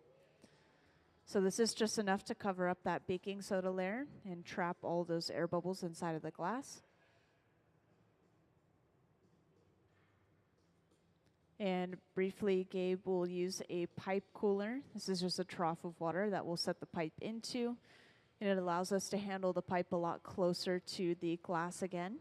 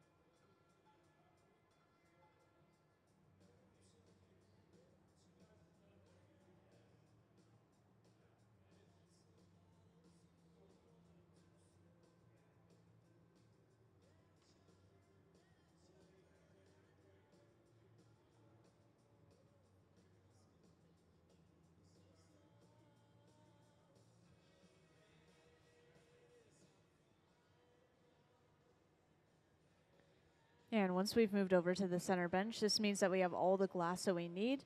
You notice that we started on the side bench with applying that color and getting those air bubbles inside of the glass. But once they move over to the center, this means that they're ready to fully blow it out and turn it into its final form. And this torch that we're using right here runs around the same temperature as the furnace that they're using for reheating. Runs between 21 and 2300 degrees Fahrenheit. They're able to use this torch to heat up one section of the glass at a time instead of heating up the entire thing overall inside of the furnace. So they can choose one section of the glass to work on or kind of balance heat out using this torch.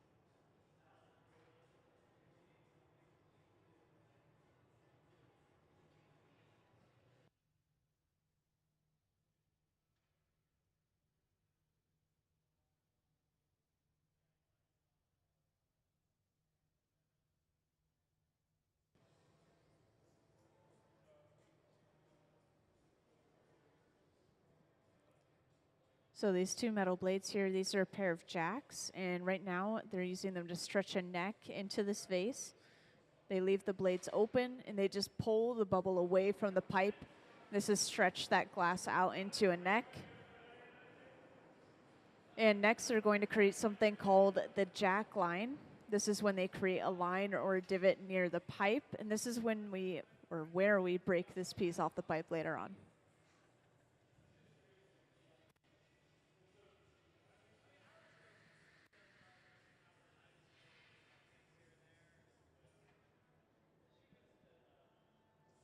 So once again, going in with that pair of jacks and creating the jack line.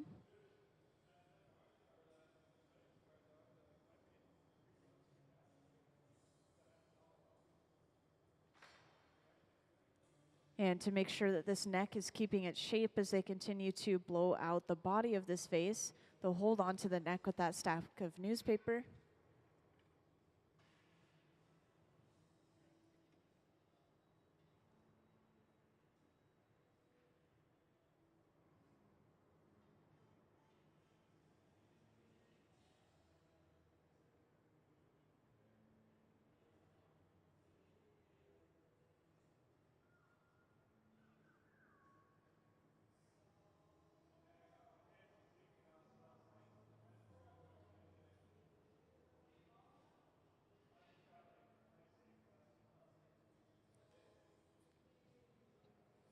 And this large metal table that we're using, this is the marver. We'll use it to continue to shape this glass out, but it will also cool down the glass wherever it touches pretty much. And this is sometimes purposefully done to allow us to choose which direction the bubble is blowing out so we can have more control over that.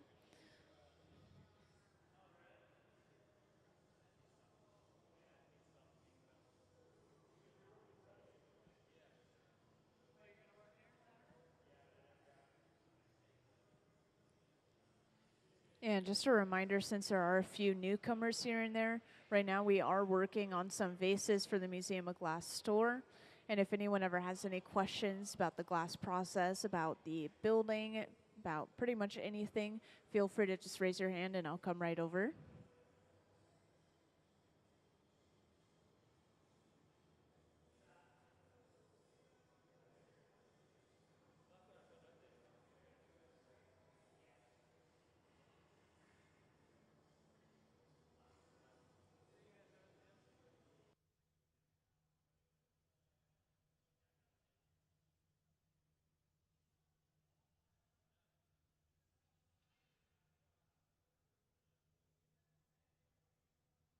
And of course, hanging the glass down at an angle like this or swinging the glass is going to stretch that bubble out, creating a little bit of a longer, thinner shape for our bubble.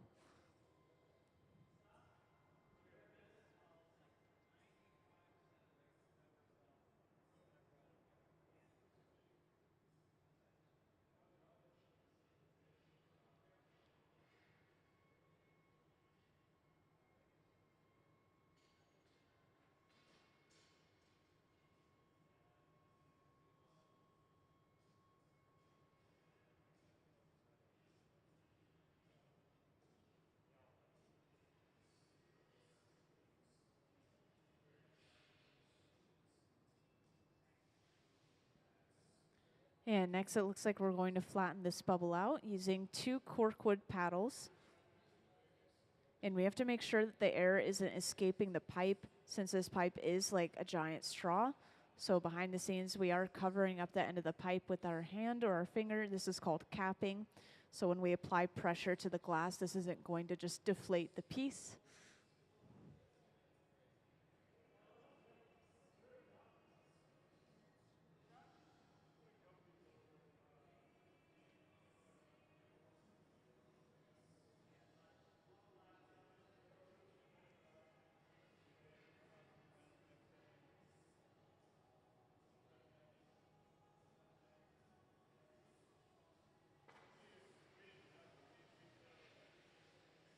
And this small focus flame, I haven't talked about it very much today, but it's actually the hottest item in the hot shop.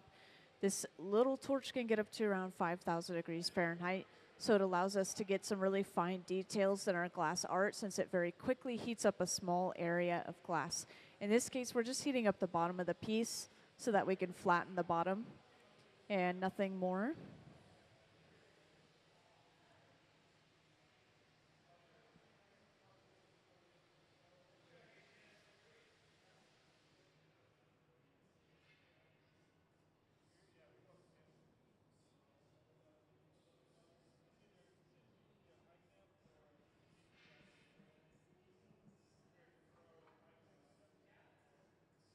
And to flatten the bottom, we're just going in with a wooden paddle. And earlier we were using these wooden paddles as shields between the artist's hands and arms from the heat that's radiating from the glass, but we'll also use them to flatten the glass itself too. And this is why those wooden paddles are so charred.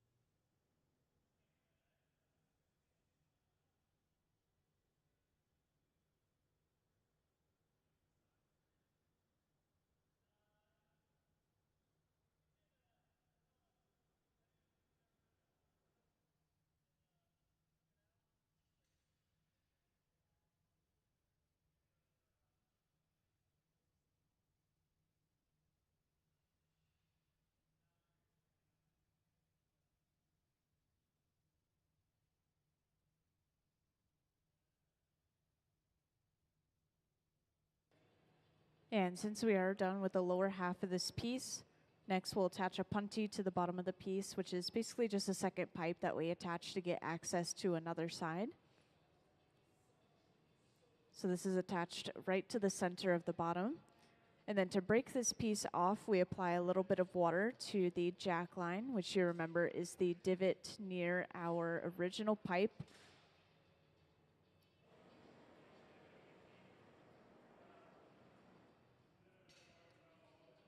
And after applying that water, all we have to do is tap the pipe, and that should break this piece cleanly off.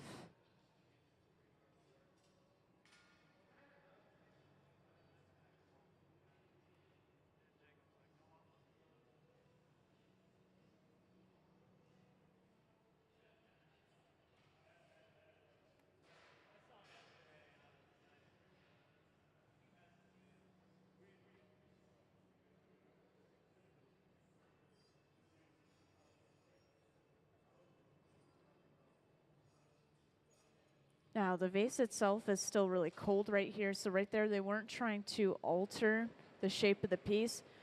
They were just making sure that the pipe was centered to the bottom of the piece by supporting the weight on the other end.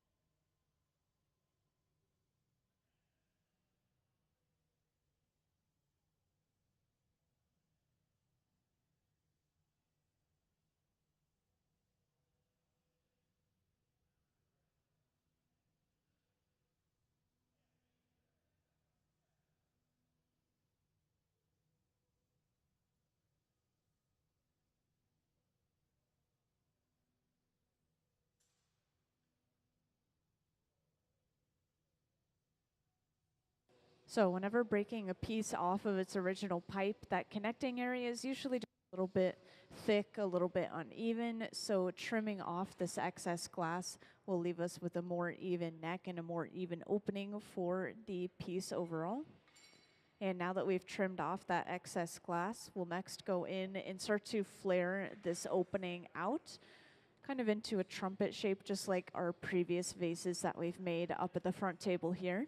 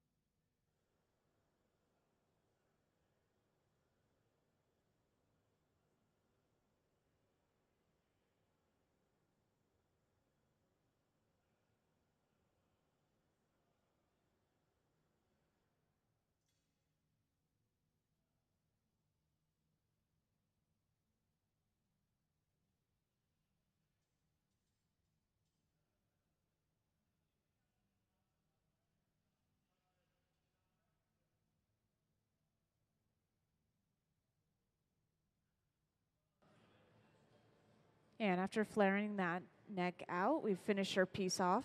So to break it off, just like earlier, we apply a little bit of water and then tap the pipe. And this is going to be held upside down in some Kevlar gloves, allowing them to torch the bottom and get rid of any leftover sharp ends that remain.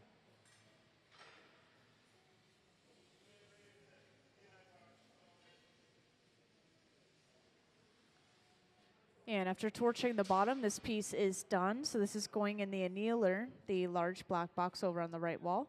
This will slowly cool this piece of glass down at least overnight so it doesn't break from thermal shock. So we won't see this piece until tomorrow.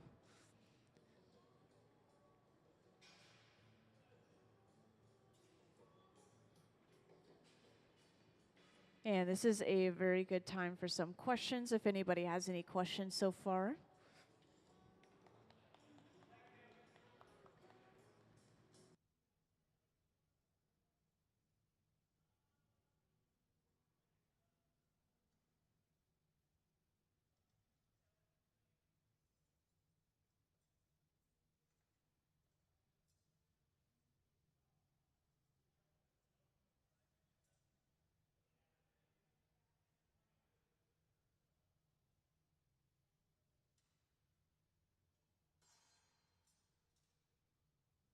So we won't be working on another vase right here, but I've been told we might work on a small cup, just a little decorative project here to finish us off before we go to lunch.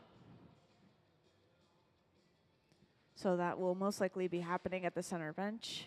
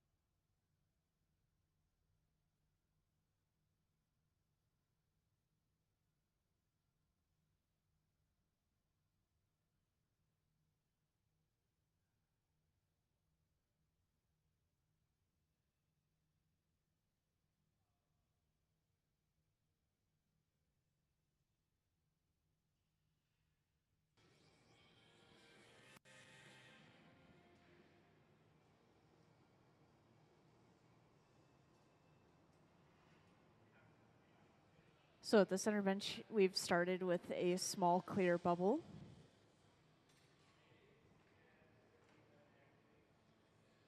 This tool here, these are a pair of diamond shears. They're able to hold onto the glass almost as a handle and pull the glass into different shapes using these shears.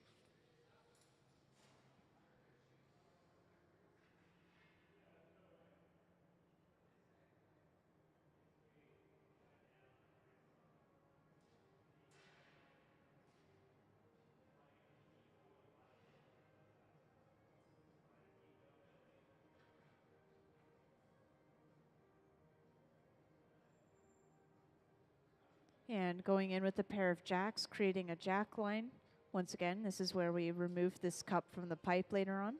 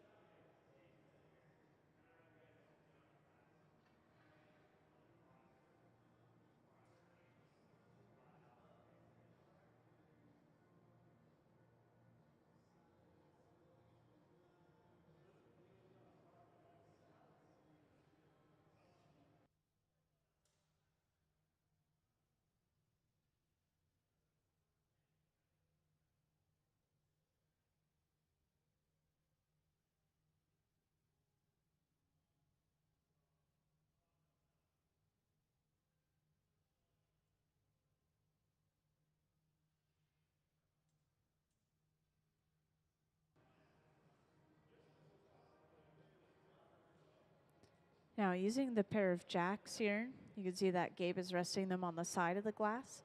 And this is just making sure that the bubble is contouring to the jacks themselves. So this is giving us a little bit of a straighter wall for our cup and just shaping the glass overall.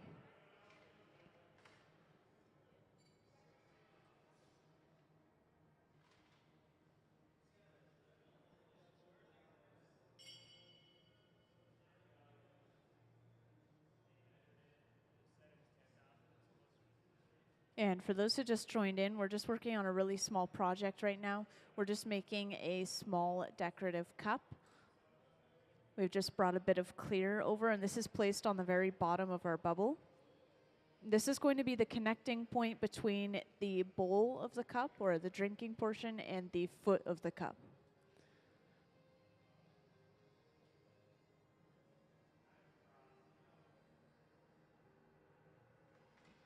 And this little connecting point that they just created, this is called the avolio. You'll see these when they make goblets, those really fancy drinking cups.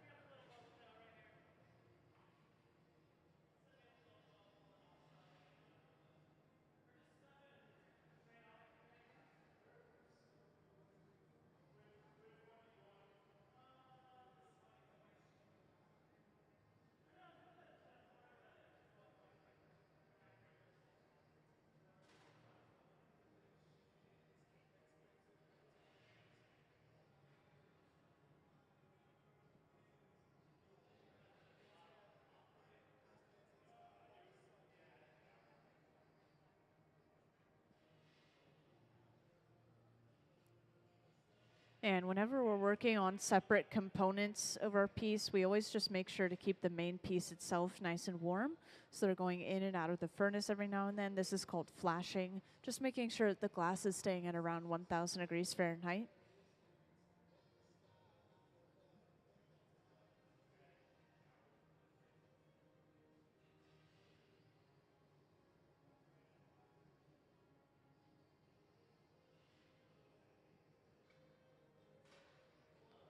And as you can see, this glass that's just been brought over actually has a texture to it. And this was achieved through an optic mold. So we have all these molds on the floor near the furnaces, and this mold just has ridges going all the way from the top to the bottom of it. So this little section of glass that they created is called an optic ball because it's been stuffed into an optic mold.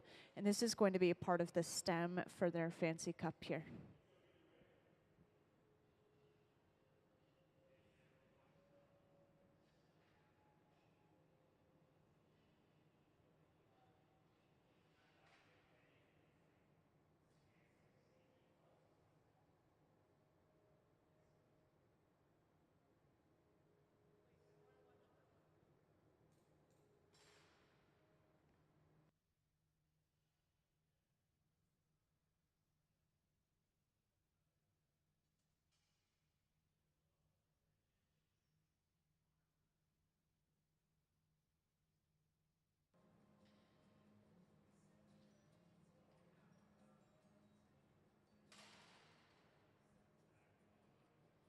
So they've just created a divot in the middle of that bubble there. They're about to break this end piece off. And this has hopefully opened up the end of this bubble.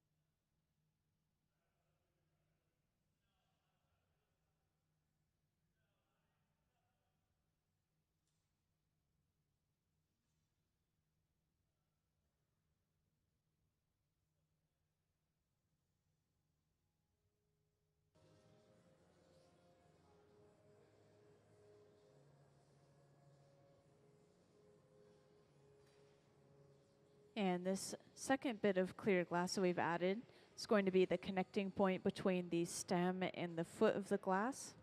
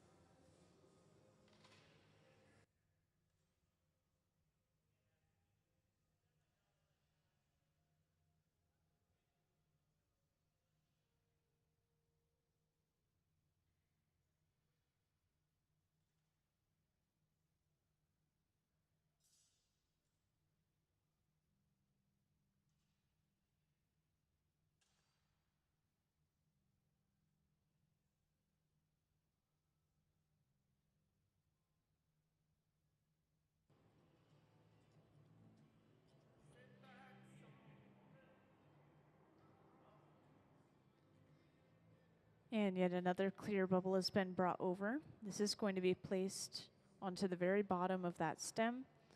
This is going to create a blown foot. So they will open up the end of this bubble and be able to eventually flare it open and out.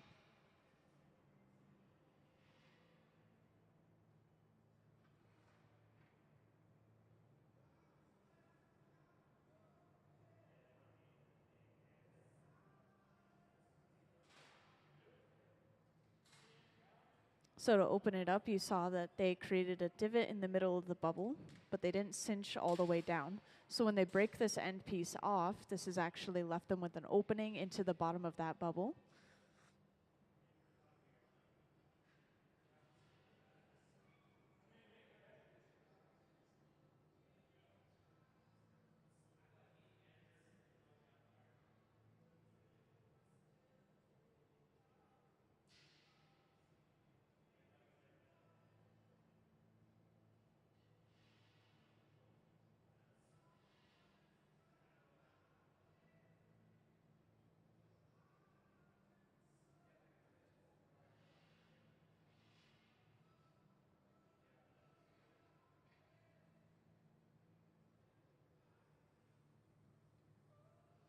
And we're opening it up with that same pair of jacks, these two metal blades. And this glass is very thin, so we have to heat it up very frequently, and it also cools down and heats up very quickly. So we're in and out of the furnace pretty frequently here.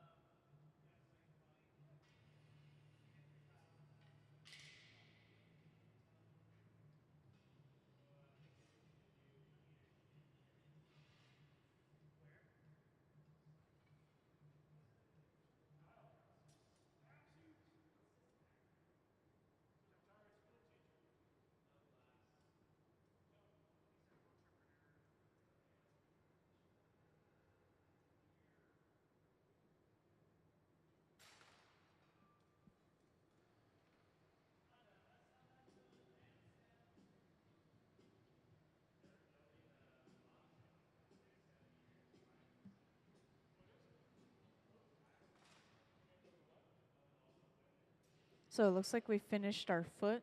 So we're preparing to break this piece off of the pipe and onto a second pipe.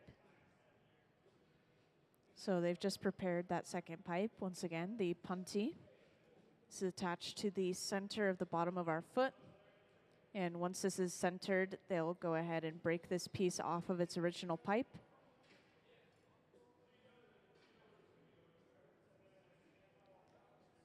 So now we have access to the top of our cup, and we'll be able to start opening it up into these nice straight walls, finishing it off.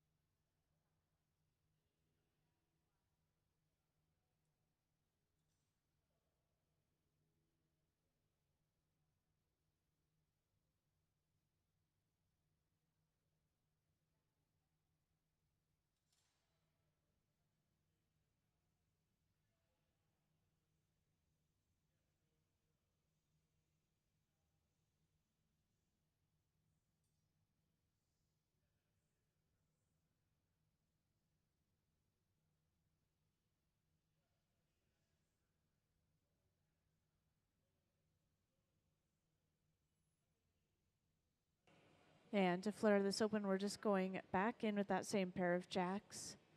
We're able to slowly open those blades and change our angle to open this piece up further and further. And it looks like they are pretty much done with this glass. You can tell whenever we're getting ready to break a piece off, we start to torch that connecting area between the piece and the pipe.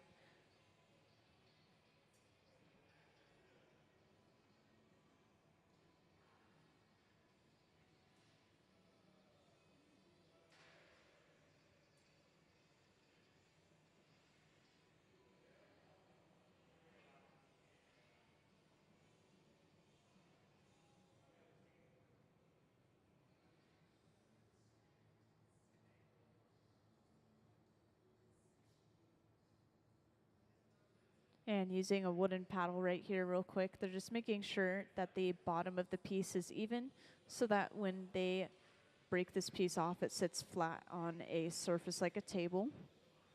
And this is going to be knocked off onto a heated fork.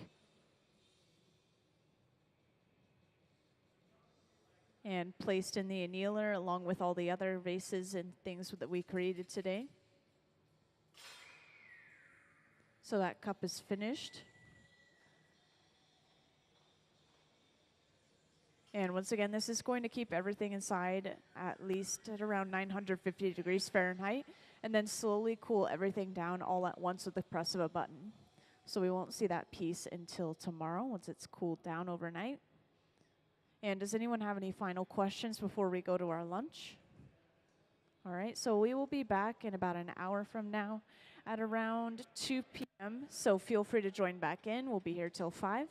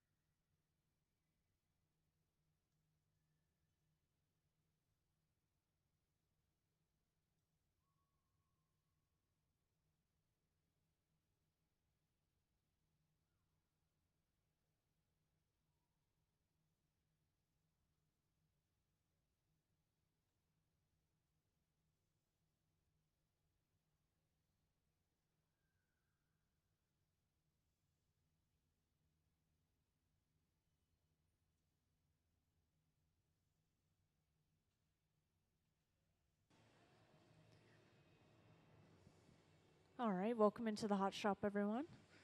Today we have been working on a couple of different projects. Right now we're about to get started on working on some vases for the Museum of Glass store.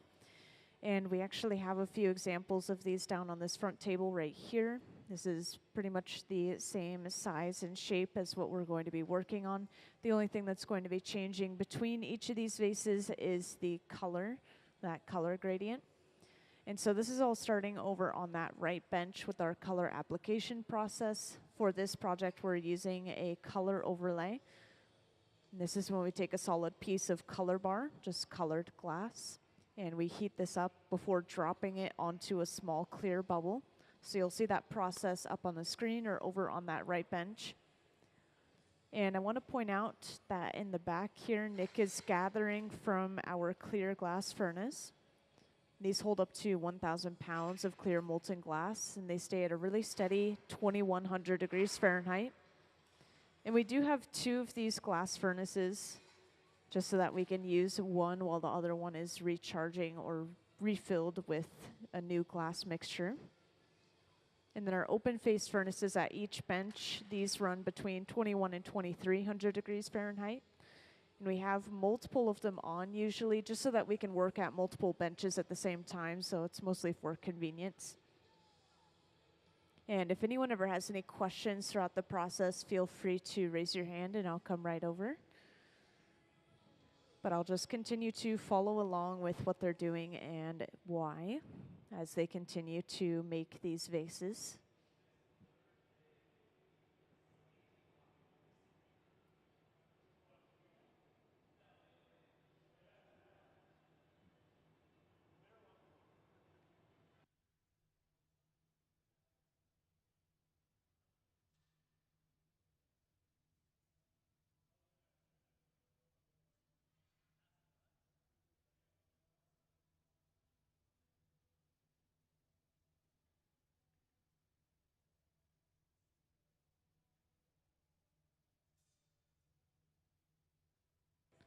So Nick has created a small clear bubble.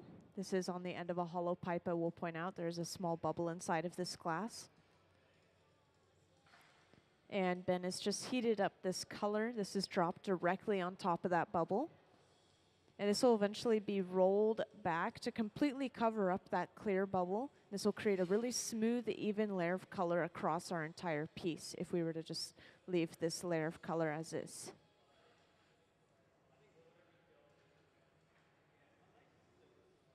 Now with these vases, we will have a couple of other techniques coming into play as well. So this is a little bit more of a complex project. As you can see with these vases, we have a gradient of color, with the richest part being up at the opening of the vase and then the bottom being pretty much just transparent.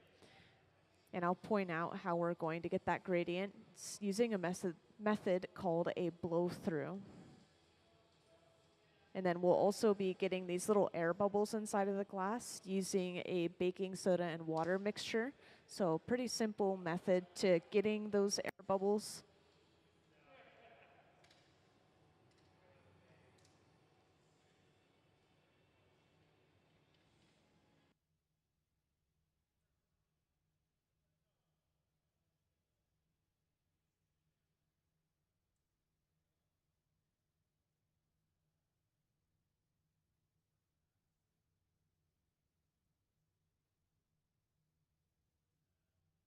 And to roll this color back, we've used the marver, this metal table in front of the furnace. And we do have one of these at each furnace, the largest one being the one at the center bench here. We can roll much larger pieces on that one.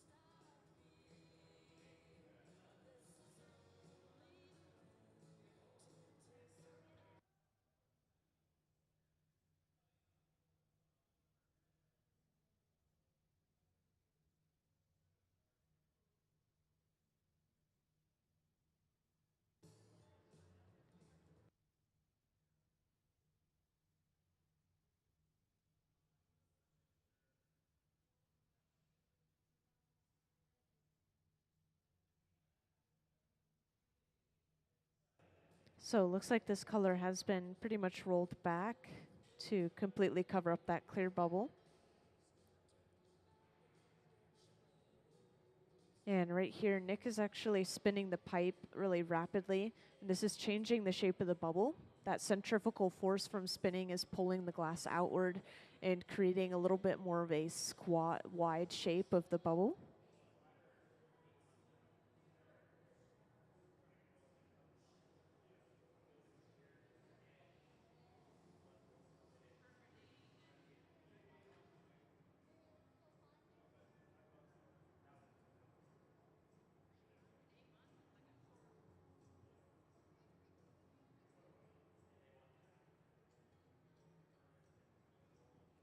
And from here, we have to let this layer of color cool down. Then we'll gather our next layer of clear over top of this. We always let that previous layer cool down, no matter if it's clear or color or how far along we are in the process, before we gather that next layer of clear.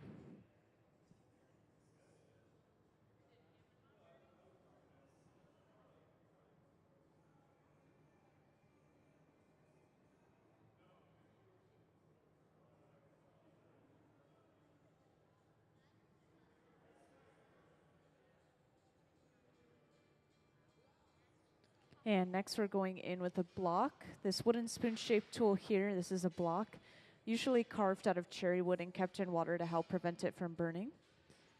And Nick has used the block to push most of that fresh clear glass to the very bottom of the bubble. You can almost see that layer of separation where the color is and then where all of that clear is at the very bottom. And this is the first step to that blow-through process that I briefly mentioned earlier. So now that we have all that hot glass on the bottom, when he blows the bubble, this will forcefully push that bubble into that hot clear. It's going to push through that layer of color completely. So this will give us that gradient. Once this glass cools down, you'll be able to see that gradient a little bit better with the clear being furthest away from the pipe.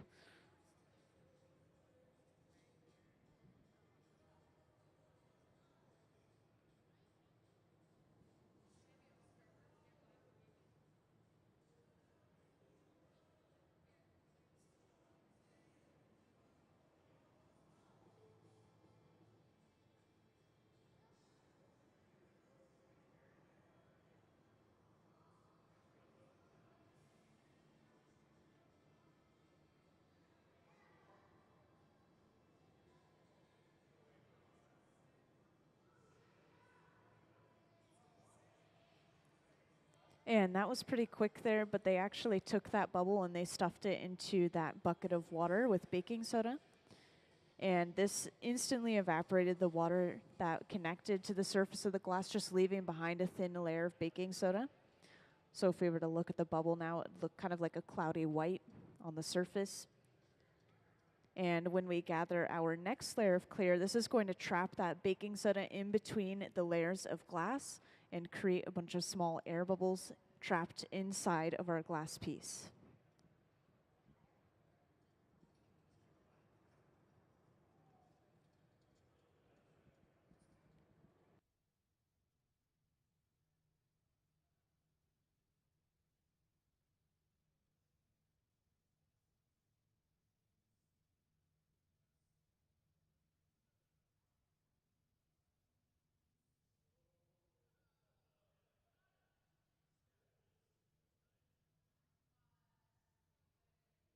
And this next gather of clear is actually going to be a strip gather. This is when we let some of that glass fall right back off, just giving us a partial layer of that clear, enough to cover up the baking soda. And this is all the glass that we need for our vase. So after Gabe cools the pipe down in the pipe cooler over there, they will sit down at the center bench and start to blow this piece out.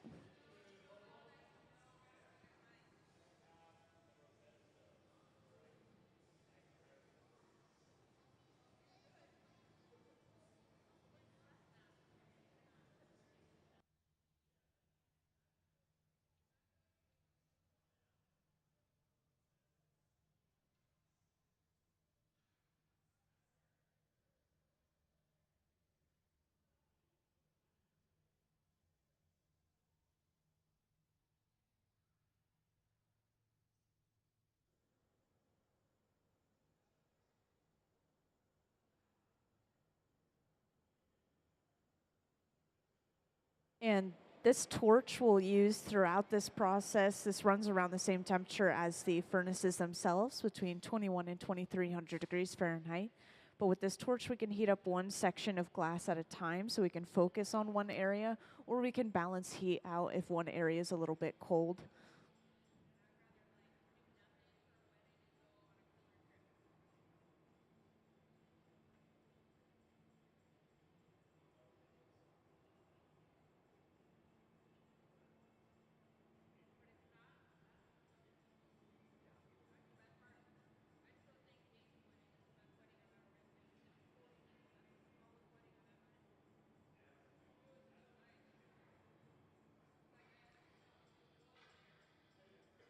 So when they hang the glass down at an angle like this is them trying to stretch that glass out, basically just using gravity as another one of their tools. And this pad that we're going in with, this is actually just some folded up newspaper. And they'll usually soak it or splash it with water before using. And this is pretty much as close as they get to using their hands to shape the glass in the hot shop.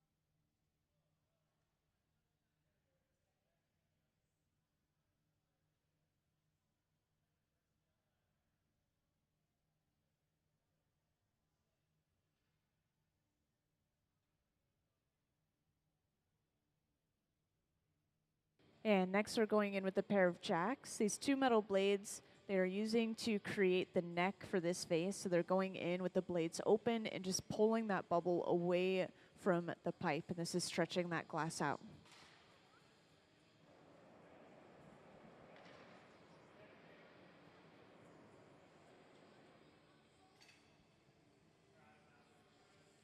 And they go in with the blades one more time, creating something called the jack line. So this divot that they're making near the pipe is where we break the piece off of the pipe later on.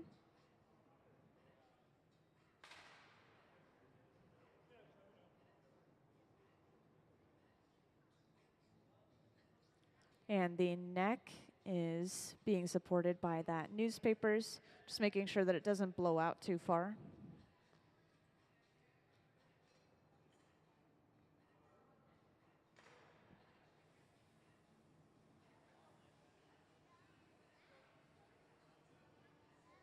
Oh, and this is just a nozzle that blows some compressed air onto the glass. It's kind of like blowing on a hot piece of food. It'll cool it down a little bit faster. I heard a couple of what's that's from the crowd. Just wanted to make sure.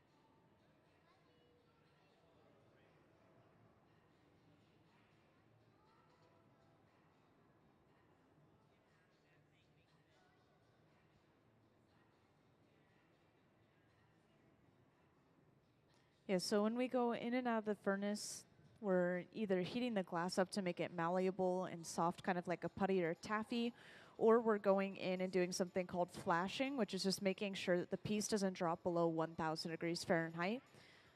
Just keeping that glass warm to prevent thermal shock.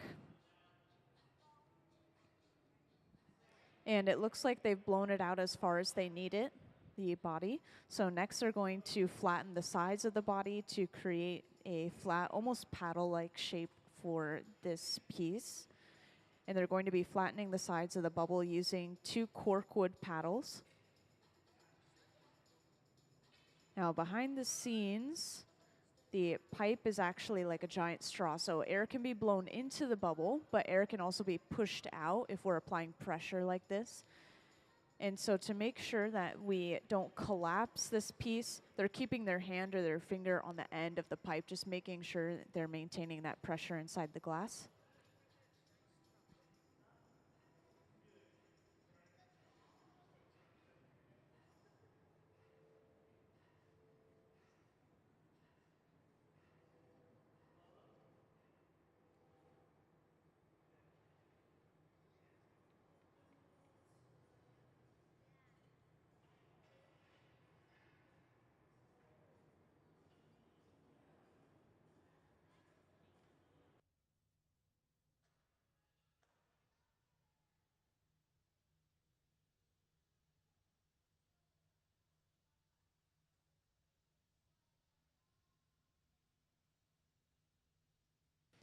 Now the small torch that they're using here, they're just using it to heat up the very bottom of this piece to flatten it. We don't really want to alter the rest of the shape since we're happy with the shape of this piece, so we just want to focus on the areas that we're editing. And this small torch here is actually the hottest item in the hot shop. It can get up to around 5,000 degrees Fahrenheit. So we can very quickly heat up small areas of glass, and it allows us to get some pretty fine details in our pieces.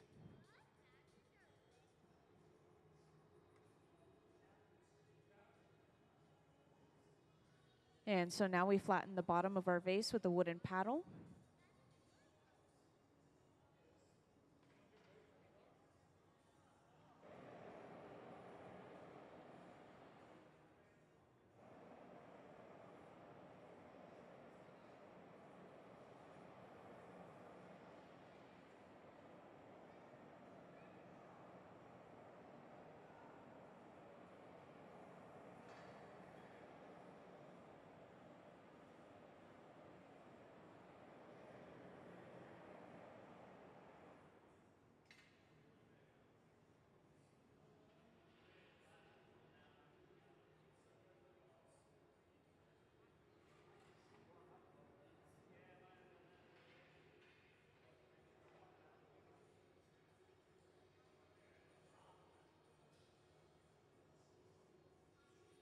So they're just keeping this piece nice and warm at the center bench while they prepare the punty. The punty is just a second pipe that we attach to the piece so that we can get access to another side of the piece.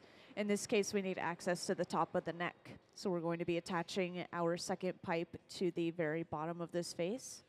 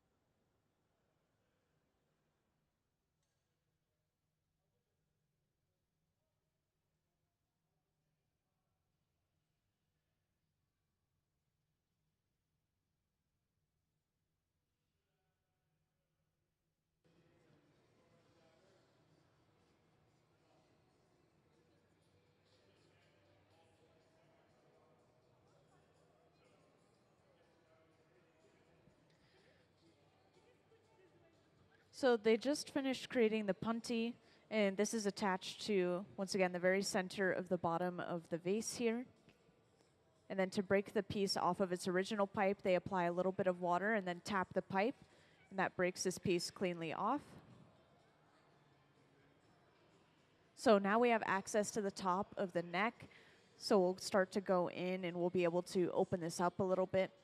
There are a couple more steps here before it's finished, but we are getting close.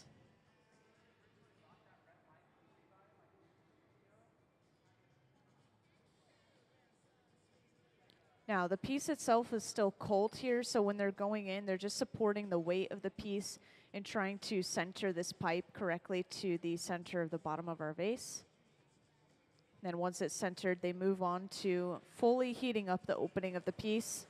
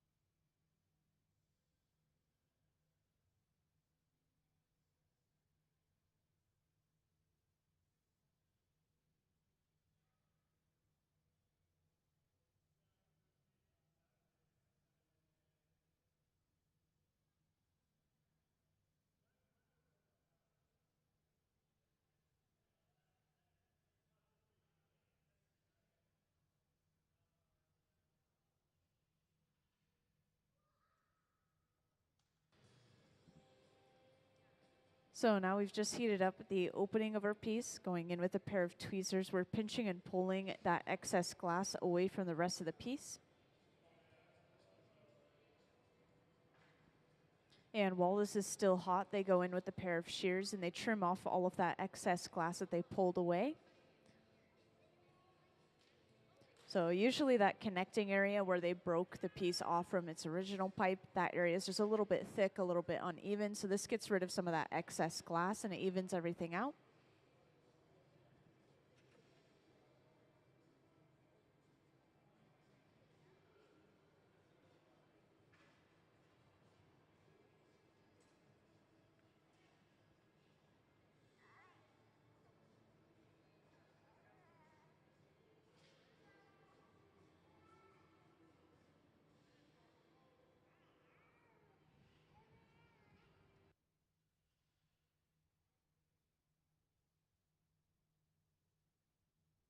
And after heating this up one more time, we're able to go in and start to flare the neck of this piece out and flare the opening out quite a bit. Going for a little bit more of a trumpet shape for the opening of this piece.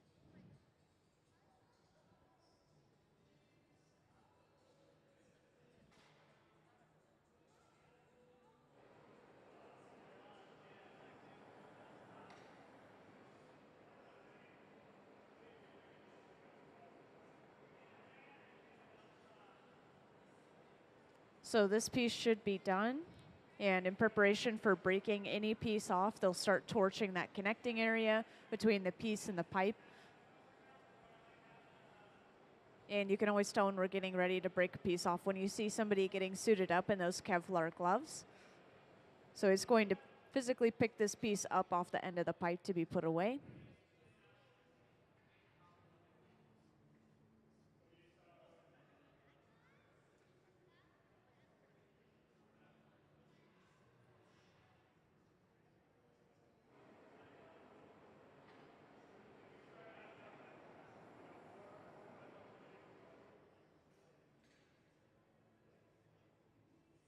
And just like earlier, to break this piece off, they apply a little bit of water to that connecting point. And then all they have to do is tap the pipe, and that should break this piece cleanly off. They're going to torch the bottom to get rid of any leftover sharp ends, and then that is it. This piece should be done. And then to put this piece away, this is going to be placed inside of the annealer, which is the large black box over on the right wall. This will slowly cool that piece of glass down, at least overnight, so it doesn't break from thermal shock. So we won't see that piece until tomorrow. And let's give them a round of applause for finishing that vase.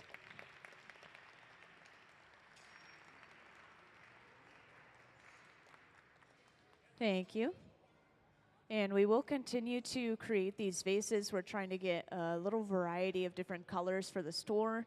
So if you miss the beginning of the process, you will see that starting over on that right bench where we apply our color.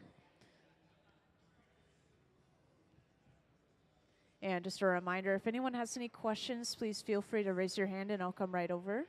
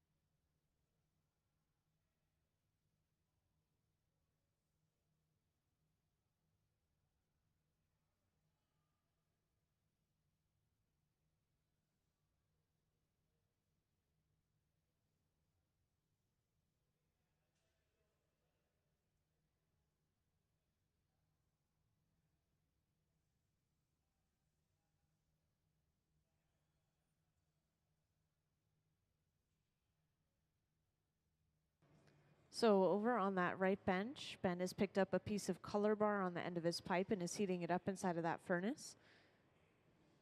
And color bar is just a solid piece of colored glass, kind of like this example in my hand.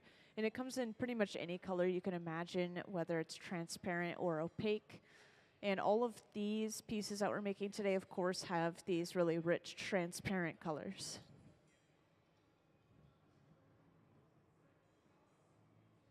And at the same time that Ben is heating this piece of color up, Nick is creating a small clear bubble at the center bench.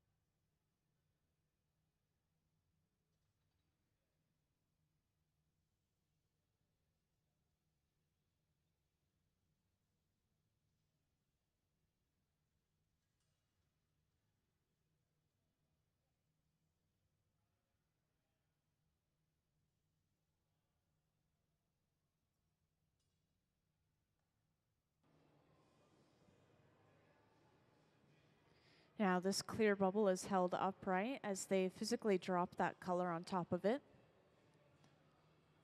So they call these color drops or color overlays.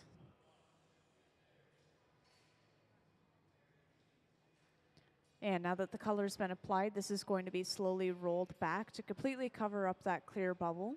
This will create that really smooth, even layer of color across our piece. And if we were just to leave it like that, we would have an even color across our piece, as I mentioned. So if you see a solid red piece, this is most likely how they got that rich red. But today we are going for a gradient with our color.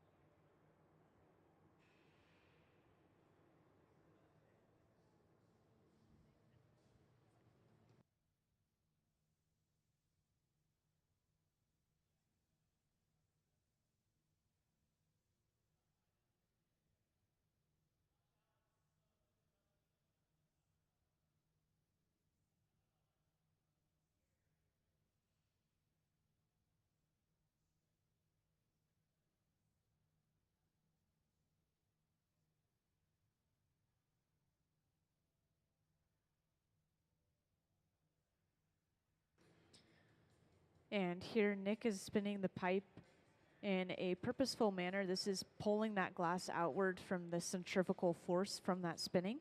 So we should have a little bit of a wider squatter shape for this bubble here now.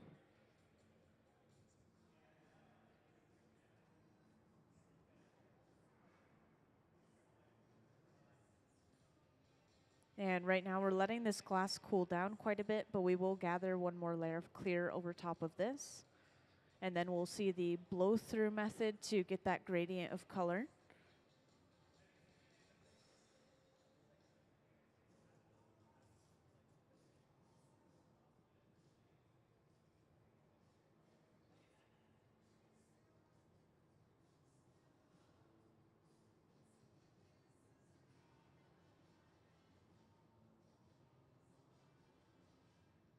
So now we're gathering that next layer of clear.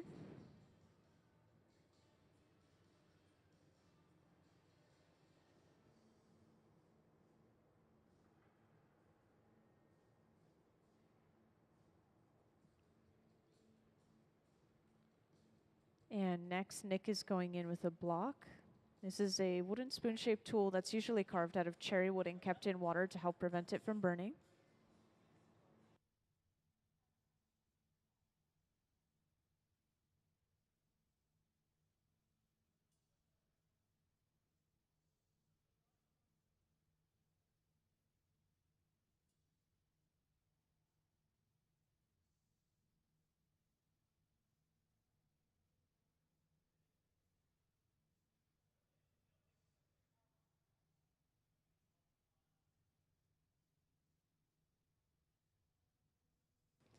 And as you can see, we've actually pushed all of that clear to the very bottom or the very end of the bubble. You can see that layer of separation between the color and the clear.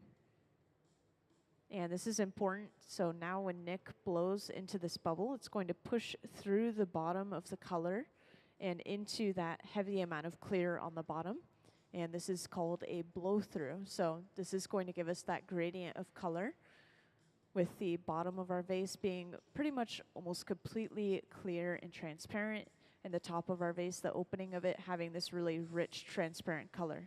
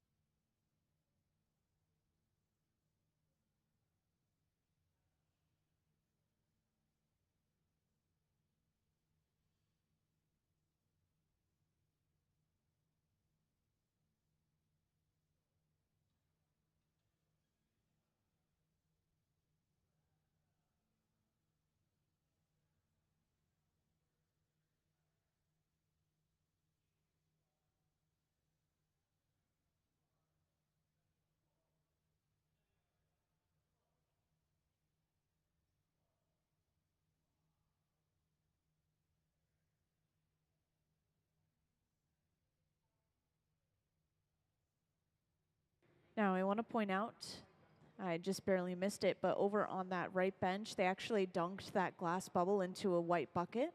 And inside of this white bucket, we just have a very simple mixture of baking soda and water. The water instantly evaporated, leaving a layer of that baking soda behind. So now when they gather their next layer of clear, like they are right here, this is going to leave them with a bunch of air bubbles trapped in between those two layers of clear from all of that baking soda. And this is called a strip gather, when we just take a partial layer of that clear over top of what we already have.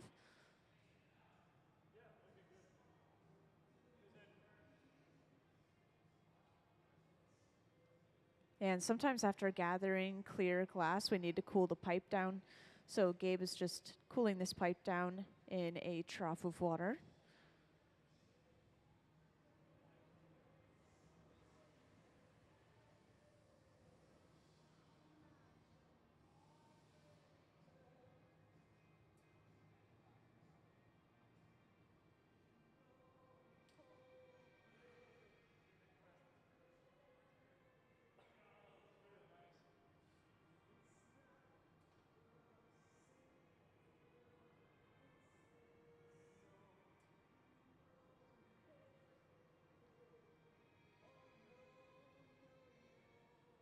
And this is all the glass that we need for our vase. So now they're going to start heating this up and preparing to blow it out. And this torch that they're using runs around the same temperature as the furnaces themselves, between 21 and 2300 degrees Fahrenheit. So with this torch, they're heating up the back end of the glass, kind of where the glass is connected to the pipe.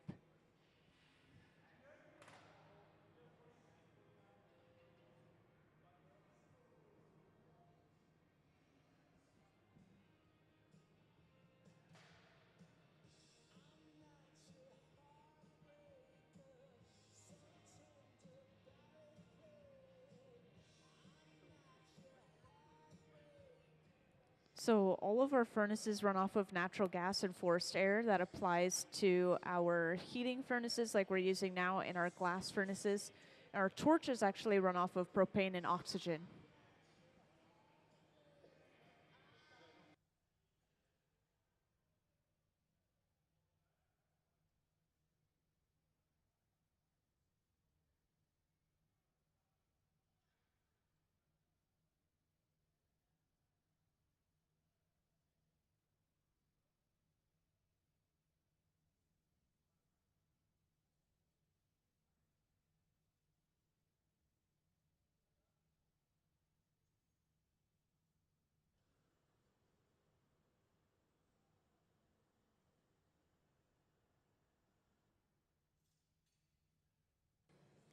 And for those who just joined, today we are working on some items for the Museum of Glass store.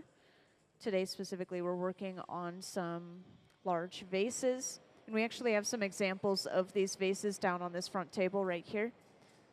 So this is pretty much the exact shape and size that we're going for these vases.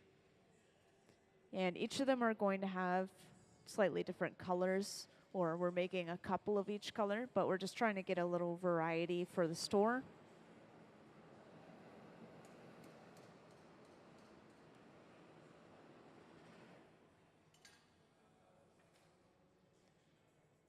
And next, Gabe is going in with a pair of jacks, which are these two metal blades.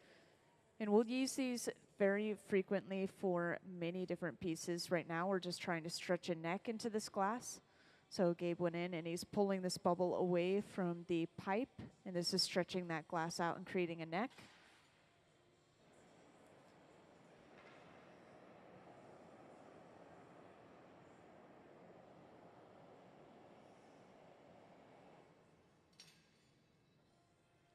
And they go in one more time to create the jack line. This little divot that's being created is where we break this piece off the pipe later on.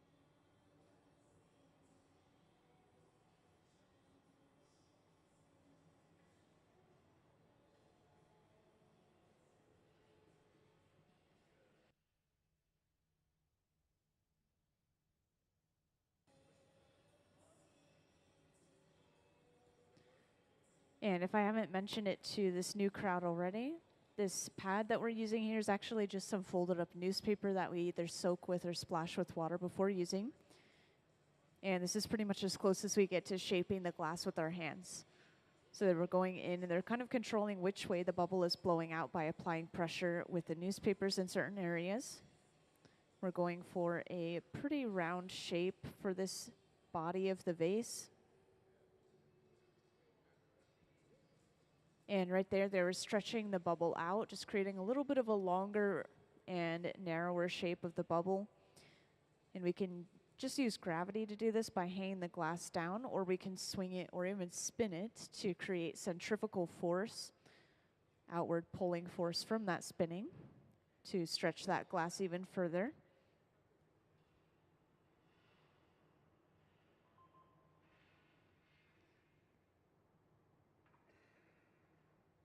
And next we'll be flattening the glass using these 2 corkwood paddles.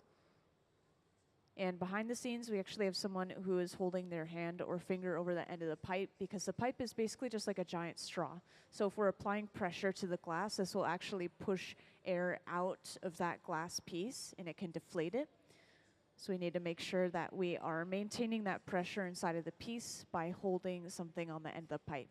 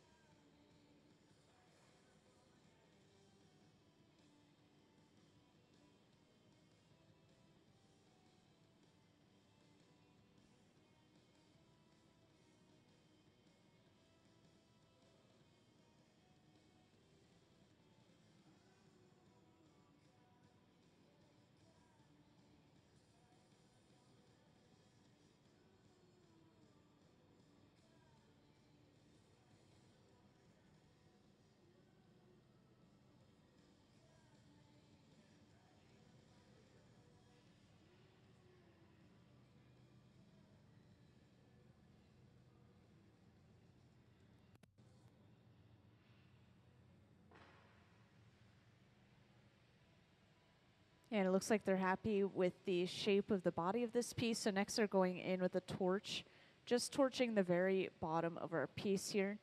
This is where we're going to flatten it so that it can stand on its own on a flat surface.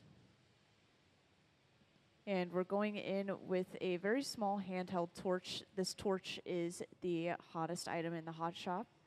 So we use it to create some fine details in our glass, because it heats up just a really small amount of glass at a time very quickly. And to flatten the bottom of this piece, we're just going in with a wooden paddle. And you'll notice that we use these wooden paddles throughout our process as well to shield the artist from the heat radiating from the glass. So that's what they were doing earlier with those paddles kind of hovering around the artist.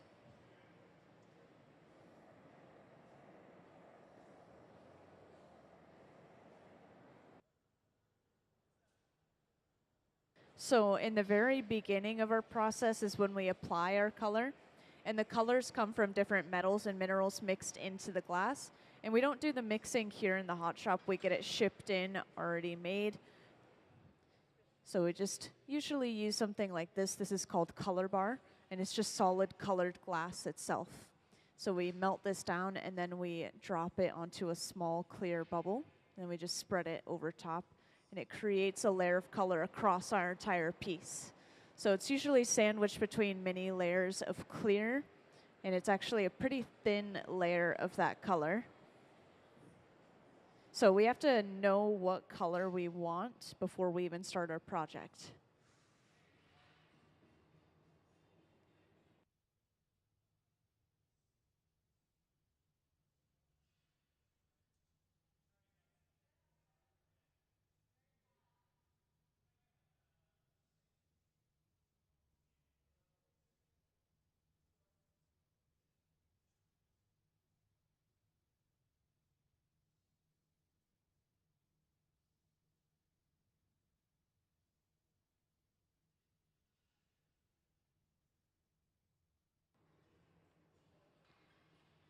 So now we need access to the top of the neck, but this is currently attached to the pipe. So what we're going to do is attach a second pipe to the bottom of the piece, and then break this piece away from the pipe that it's attached to currently.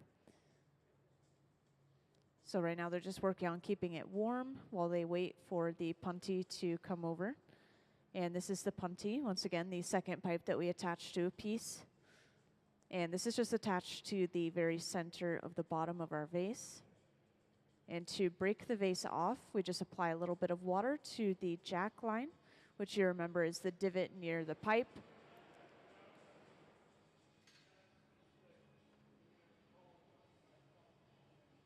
And after applying the water, we tap the pipe and that breaks the piece cleanly off.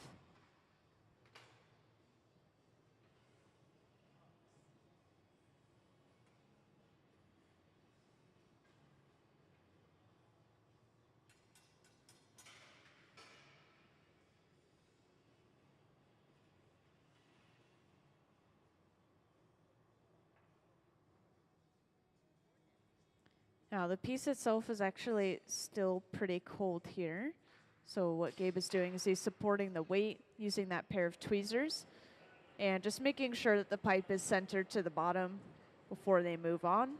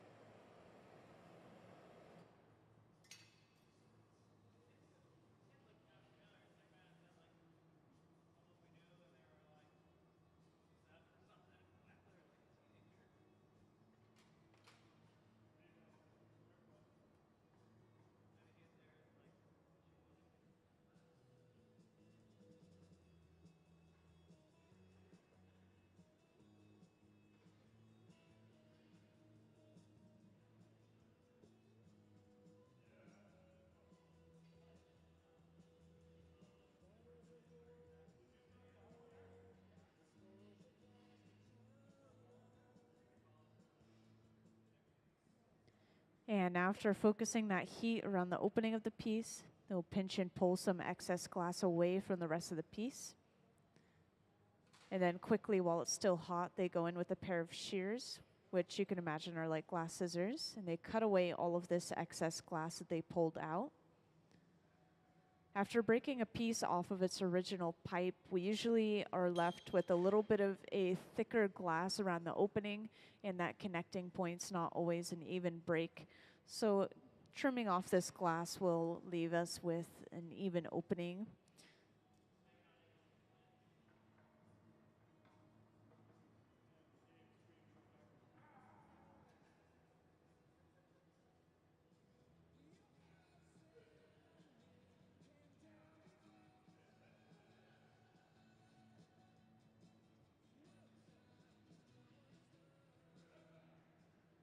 And now that they've trimmed that glass off, their last step is just flaring the top of the neck open, kind of like a trumpet.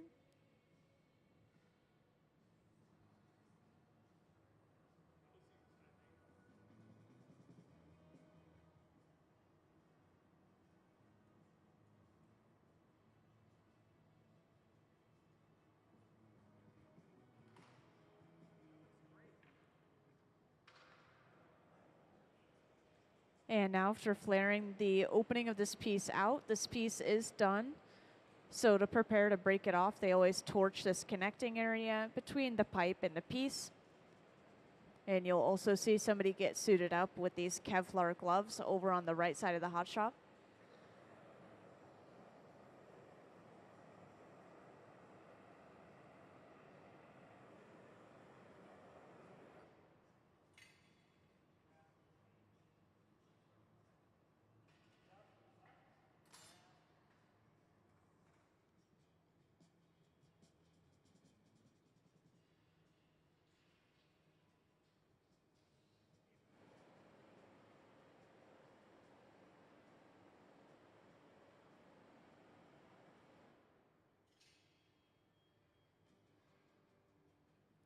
And just like earlier, to break this off, they apply a little bit of water to the end of the puntee. Then they tap the pipe, and that should break this piece cleanly off into those Kevlar gloves. And they'll torch the bottom to get rid of any leftover sharp ends, and this piece is done.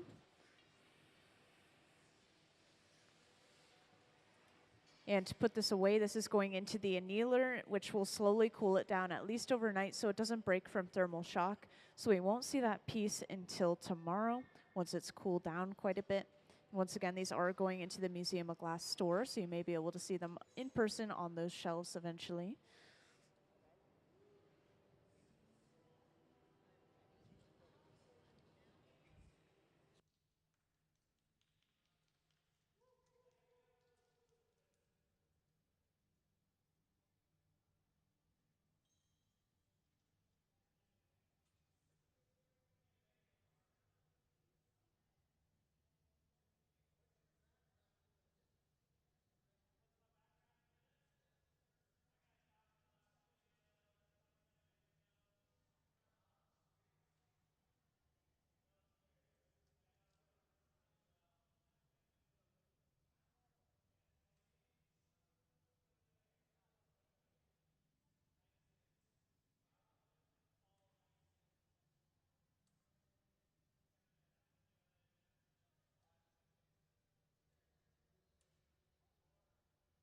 We'll continue to work on these pieces until 5 p.m. and we're just going to continue to work on these vases. We're just trying to create a large amount of them and a large variety so that we have multiple things for people to choose from in the store.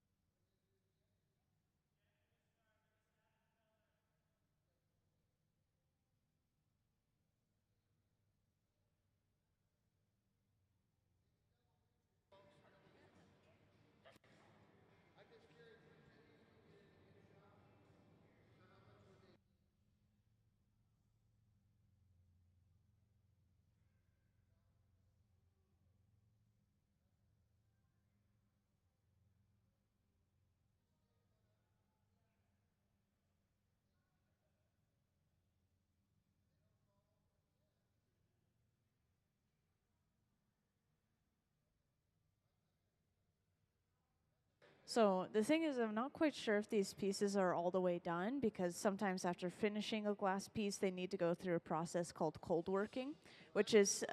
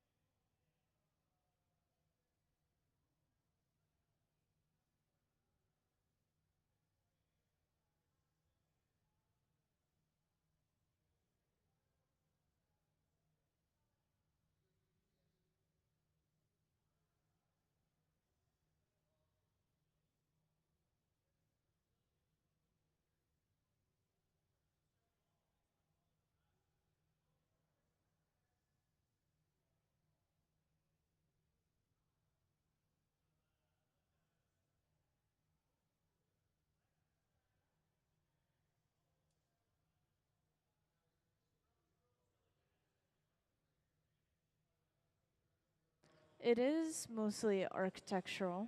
The building's based off of these old wood burners we used to have along the waterway here. And so it's just kind of paying tribute to what this area used to be used for, which was logging. Yeah, the only thing that's different, there are a few differences, but one of the main ones is that the cone is tilted on its side, as you can see. And this just gives us a little bit more floor space, so it makes it a little bit more functional in a way.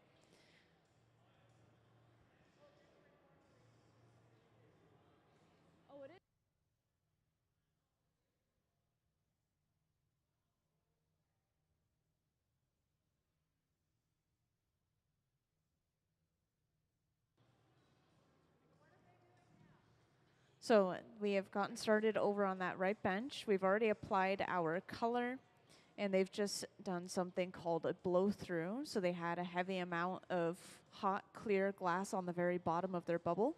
So when they blew their bubble, that pushed through the color and into that hot clear, and it basically broke into or through that layer of color. So this creates that gradient from rich color to pretty much just clear at the bottom. And so once this glass cools down, you'll be able to see that gradient a little bit better. You can kind of see it right now.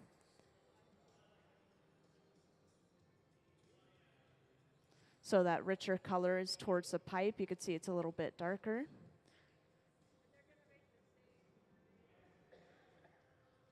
Yes, and this is how we get the air bubbles. So they've just dunked that piece of glass into a bucket on the floor. And inside of this bucket, we just have baking soda and water. The water instantly evaporates off of that glass, leaving us a layer of baking soda on the glass. So now when we gather our next layer of clear, this will trap that baking soda in between those layers of glass, and it will trap all these little air bubbles inside of the piece itself. So that's how we got the air bubbles for the last vase we made.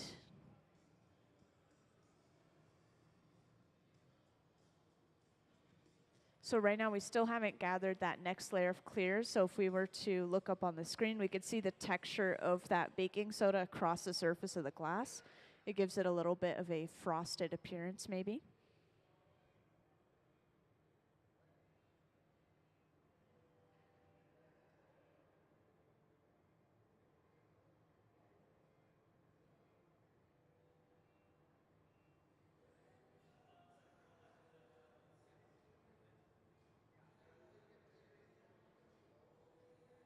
Yes, so there is a relatively large bubble inside of this glass already, which is why it's so much bigger. And right here, when we gather this next layer of clear, this is going to build up more mass for the piece, but we're also going to continue to blow and blow and blow until the walls of the glass are pretty thin. Also, after gathering this layer of clear, they dripped some of it off into a bucket, and this is called a strip gather. It's just giving us a partial layer of that clear glass. So this covers up that baking soda and gives us a little bit more mass for the piece. And right there, Gabe is just using a pipe cooler. This is just a trough of water that they set the pipe into, and it cools it down enough for us to handle the pipe closer to the glass again.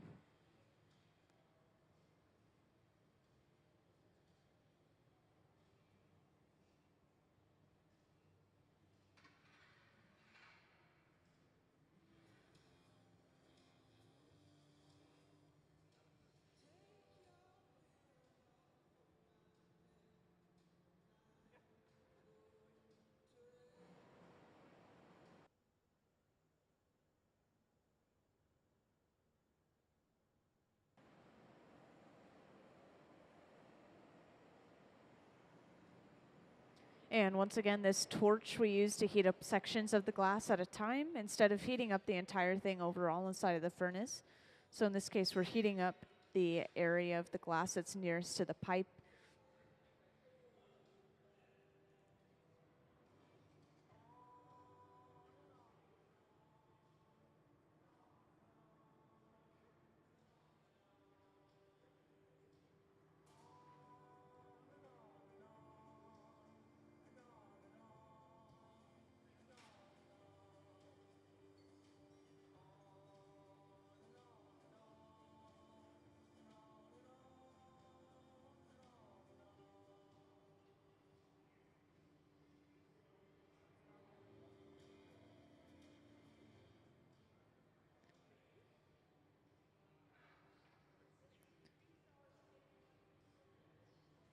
So I would say an average glass blowing team is usually 3 people.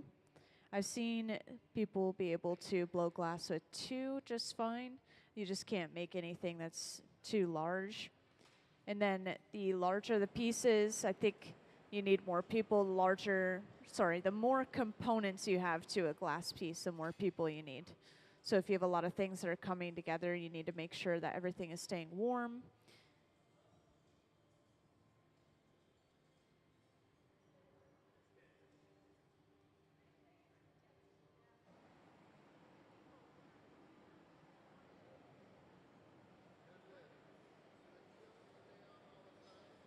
So the glass furnaces run 24/7, and then everything else we turn off at night and then on in the morning.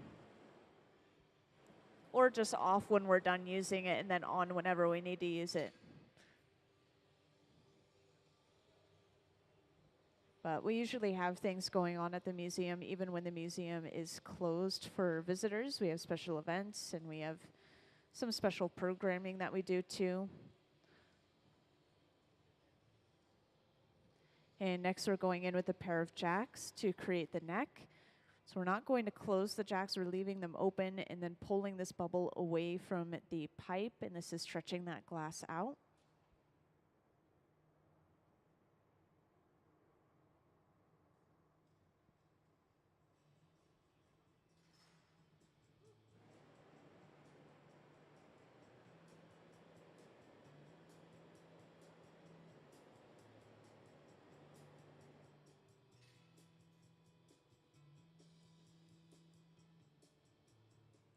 And next we're going in again with those jacks and we're creating the jack line. So this divot is where we're going to break this piece off the pipe later on, which you guys may have seen earlier.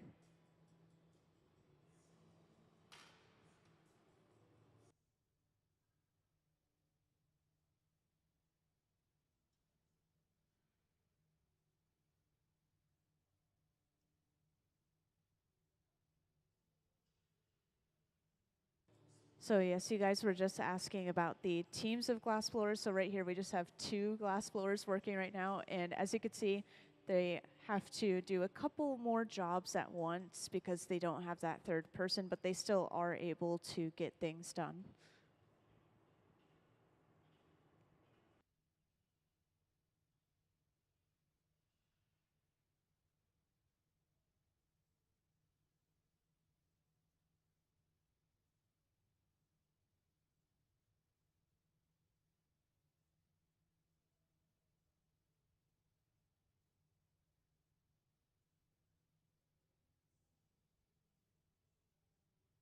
And we have these metal tables throughout the hot shop. This largest one at the center bench is the one that Gabe was just using right now, and these are called marvers. And the marver is used to shape the glass further. Sometimes it's used to cool down certain areas of the glass so that it blows out in a specific way.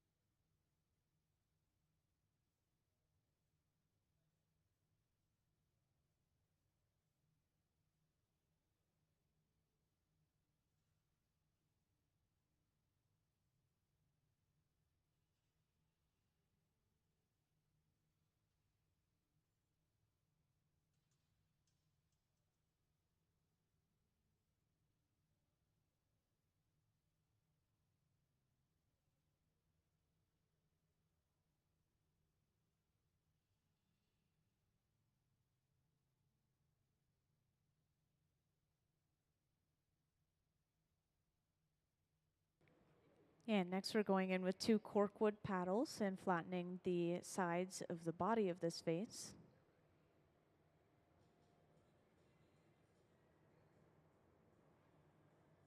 And now that this glass has been blown out quite a bit, you can really start to see that gradient, the transparent being at the bottom of the vase, and then our rich color being at the top of the neck.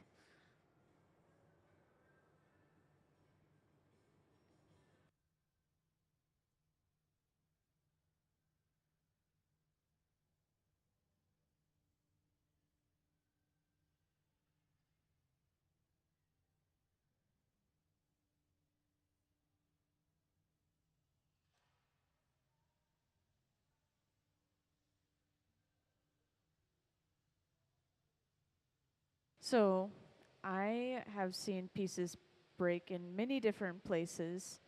I have seen a piece break 1 or 2 times inside of the furnace, which I think is what you were asking about, right? So we have a local program out here called Hilltop Artists where middle schoolers and high schoolers work with glass. So it was the kids that I saw break something. I just wanted to point out so that they didn't think I was talking about them. But they just quickly grab something else that's hot and then they try to stick it into the hot glass so it sticks to each other, and then they quickly pull everything out of the furnace. We just want to make sure that nothing melts fully inside of the furnace. Yeah, it's usually not a huge deal.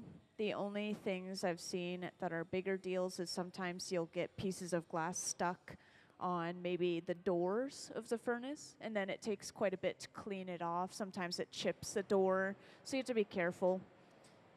But these guys, they've been working with glass for over 20 years individually, almost all of them almost 30 years. So I've never seen them make a mistake like that.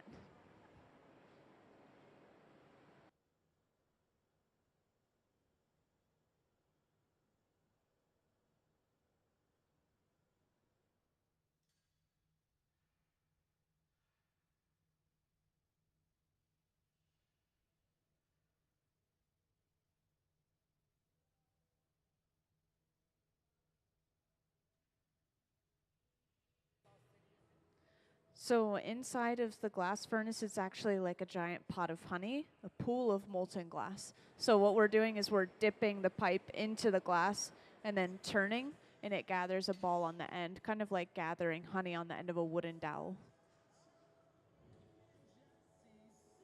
So the glass is physically wrapped around the pipe for all of these pieces. So they are pretty attached together.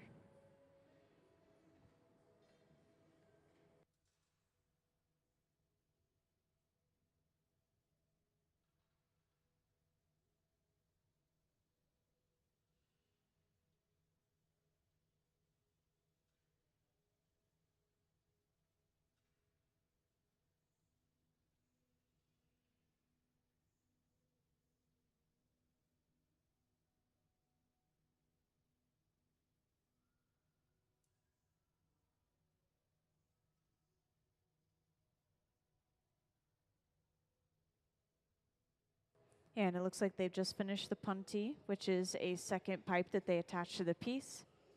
And this is going to allow them to break this piece off of its original pipe and give them access to the top of the neck. And to break this off, they just apply a little bit of water before tapping the pipe, and that should break this piece off cleanly.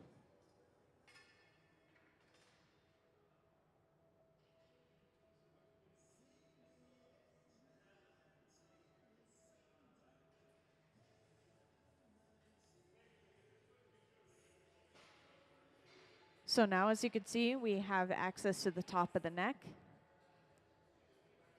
And when they bring this back to the bench, the piece itself is still pretty cold. Gabe is just going in and making sure that the pipe is fully centered to the bottom of the piece. And once they're happy with how that's centered, they go ahead and start heating up the opening of the piece.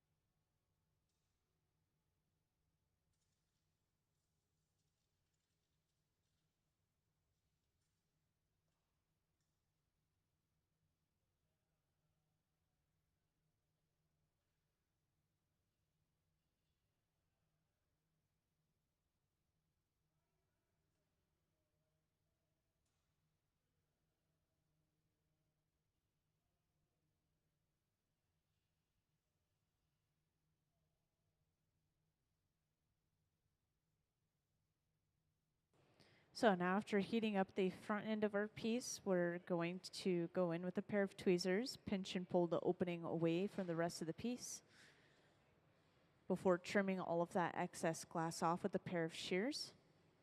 As you saw, when we break a piece off from its original pipe, that connecting glass is usually a little bit thicker. The break isn't always even. So this is just going to even everything out and make sure that glass is nice and thin.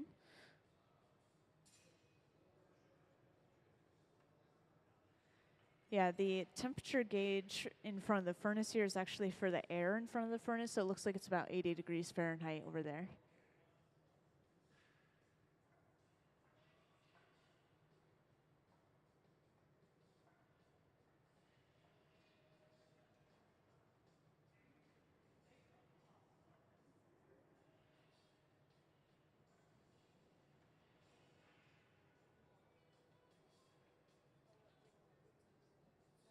And now that they've trimmed all of that excess glass off, they're able to go in and fully open this up and flare that opening out a little bit into a trumpet shape.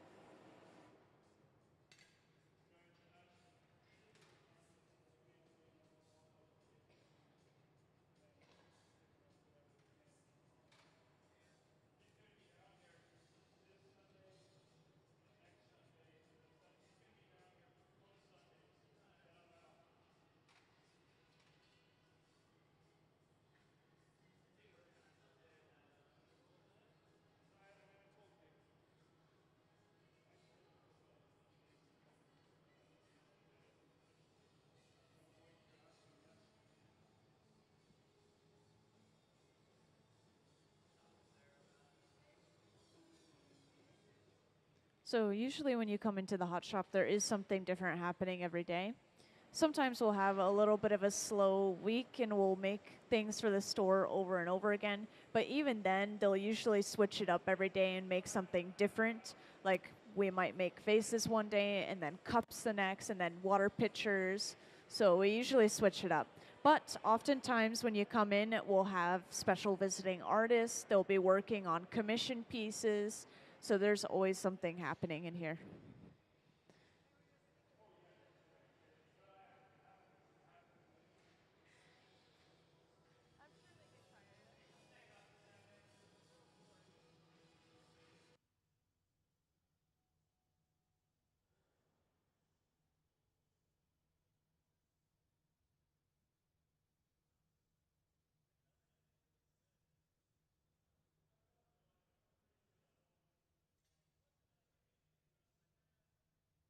And so this piece is finished. To break it off, they apply a little bit of water to that connecting point again.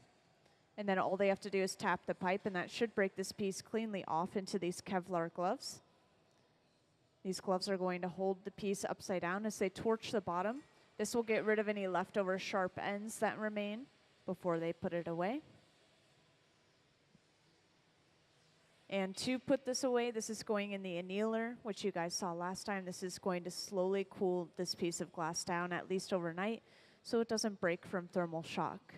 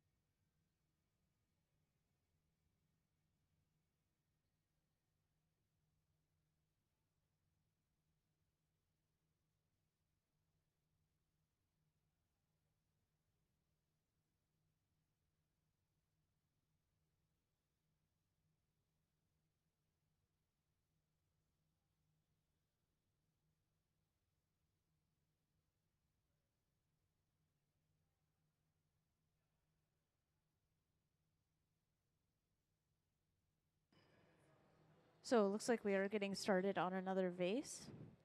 If you were in here earlier, we're making these vases that are down on this front table right here. And all of these are having just slightly different colors, but they're all around the same shape and size. So we have a variety that'll go into the store eventually. So these are for the Museum of Glass store. And this is all going to start over on that right bench. They've just picked up a piece of color on the end of their pipe. And this is eventually going to be heated up and then dropped onto a small clear bubble, which is also being prepared. And this process is called a color overlay. This will give us a really smooth, even layer of color across our piece. We're going to continue to further alter this design to get a gradient of color, as well as some air bubbles inside of the glass.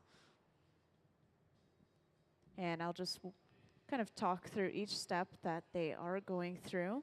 But if you have any questions along the way, feel free to just let me know.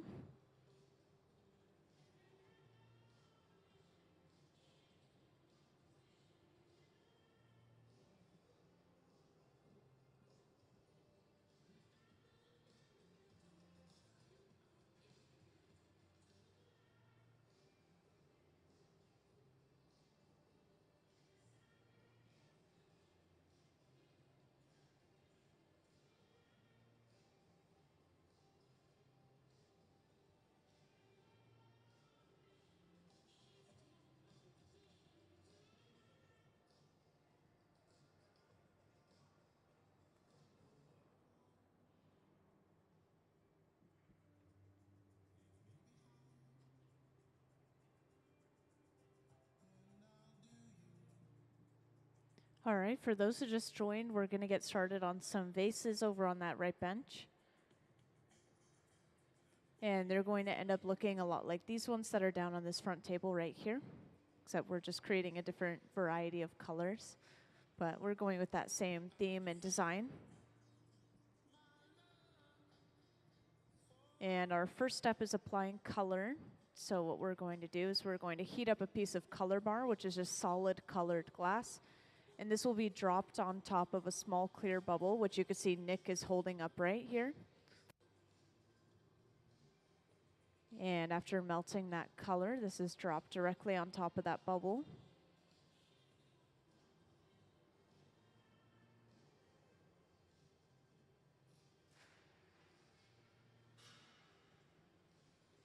And now this color will be slowly rolled back to completely cover up that layer of clear.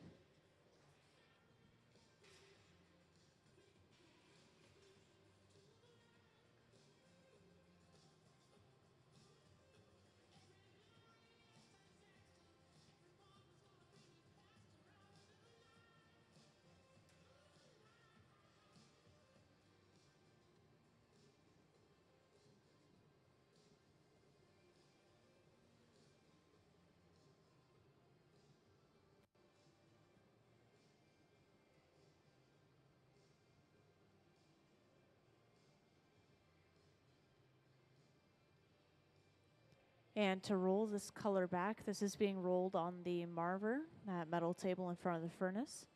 And we do have these throughout the hot shop, the largest one being at our center bench here, which we use to roll very large pieces of glass on.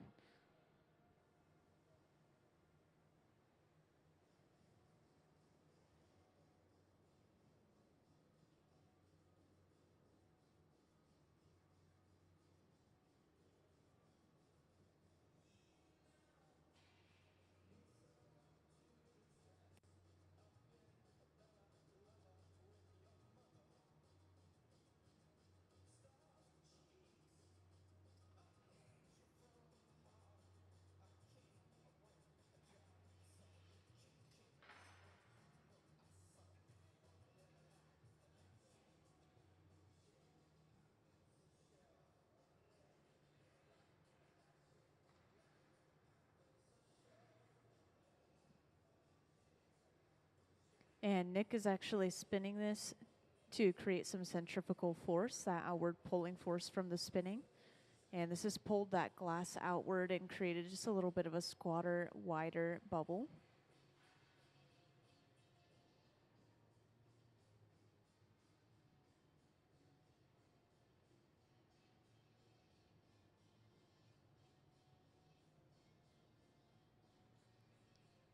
And right here, they're just letting this glass cool down a little bit before they gather their next layer of clear.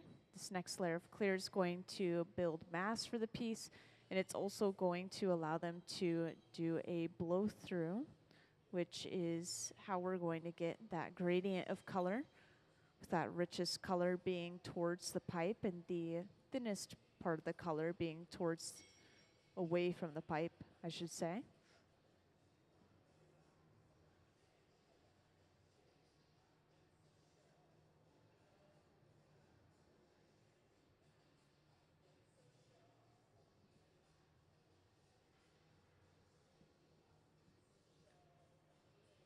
And after gathering that clear, Nick goes in with a block.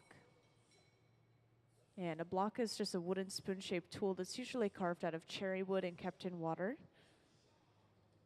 And with this block, you can see that he pushed a lot of that fresh, clear glass to the very bottom of the bubble.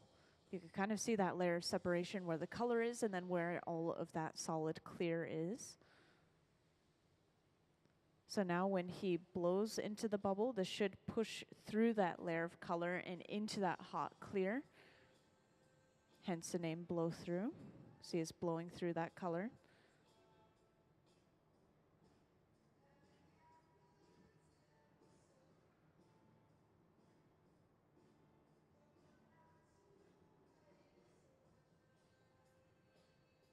So now when he blows, once again, that bubble is pushing through the bottom of the color and into all of that clear that he had.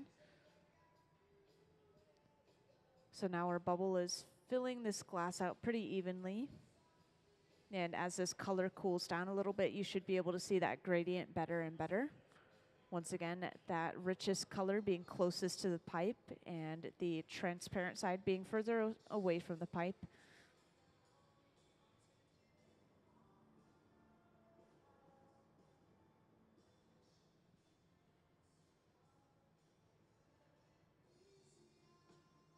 And this pad that they're going to be using on and off throughout the process, this is actually just some folded up newspaper that they'll soak or splash with water before using.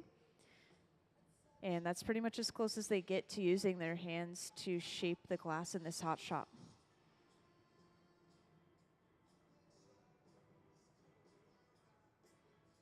And I know that happened really quickly, but they actually just dunked the glass into a bucket of baking soda and water mixture.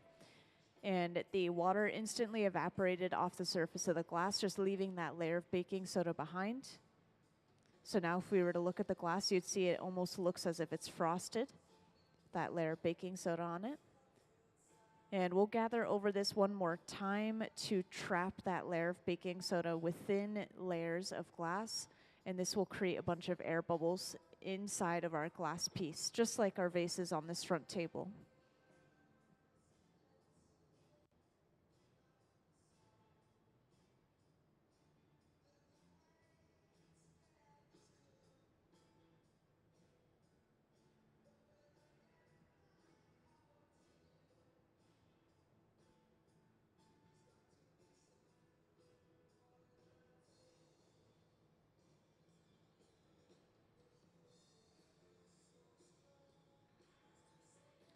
So we've just gathered one more layer of clear, and it was actually a strip gather. This is just a partial gather of that clear to cover up the baking soda.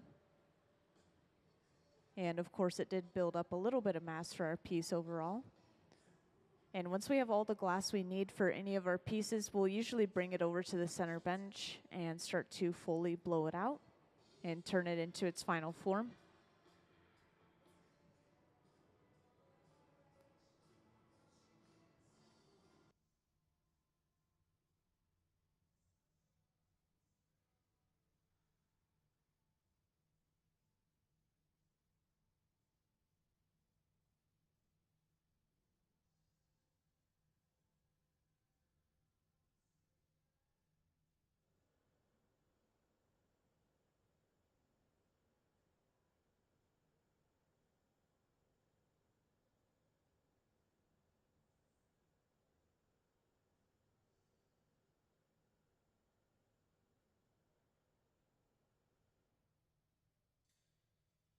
Now this torch that they just used, this runs at around the same temperature as the furnace, between 21 and 2300 degrees Fahrenheit. But this torch allows us to heat up one section of glass at a time instead of heating up the entire thing overall inside of the furnace. So using this torch, we focused a little extra heat around the area where the glass is connected to the pipe.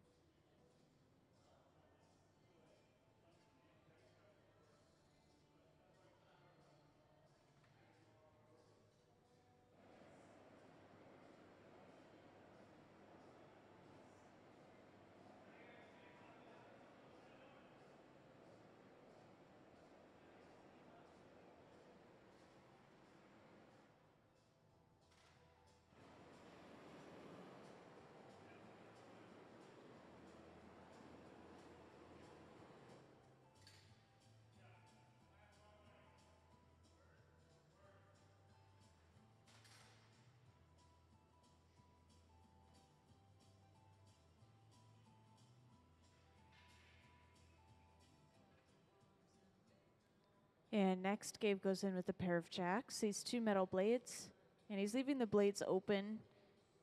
He's going to start pulling this bubble away from the pipe, and this is going to stretch a neck into this face.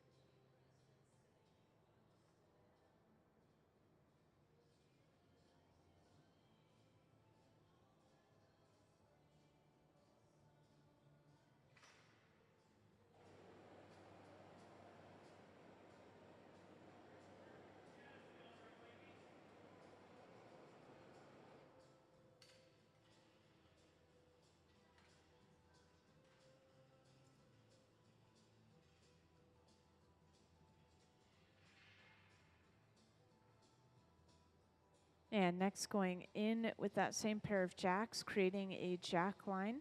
So this divot that they're creating is where we break this piece off the pipe later on.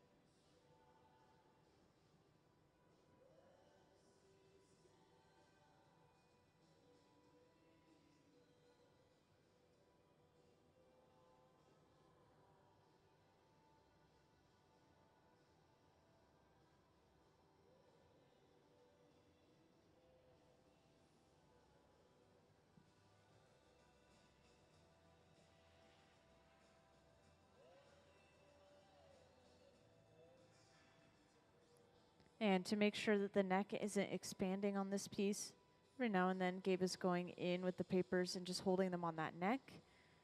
But their main goal is to expand the body of this face now into almost this large sphere.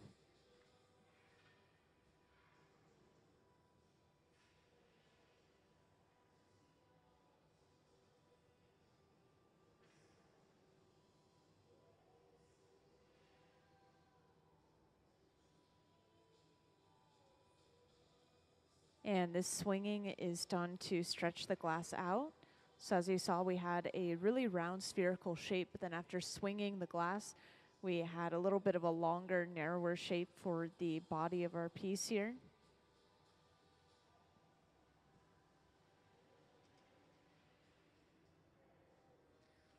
And the next step in our process is going to change this piece quite a bit. Next, Gabe is going to go in with a pair of corkwood paddles and start flattening the sides of this piece.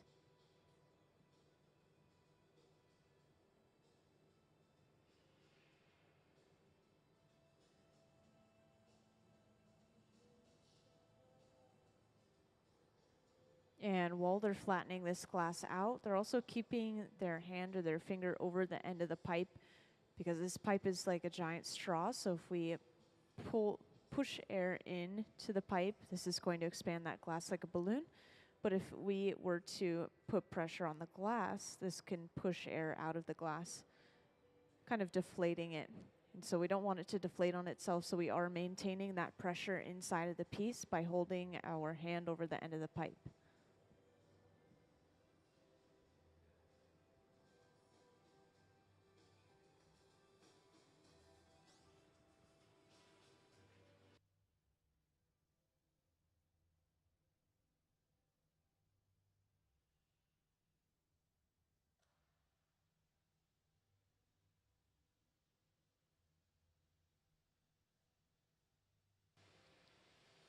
And the shape of this piece, they are happy with. So next they're just going to flatten the bottom of the piece. And to make sure that they're just altering this one small area, they're going in with a small handheld torch to just heat up the very bottom of our piece.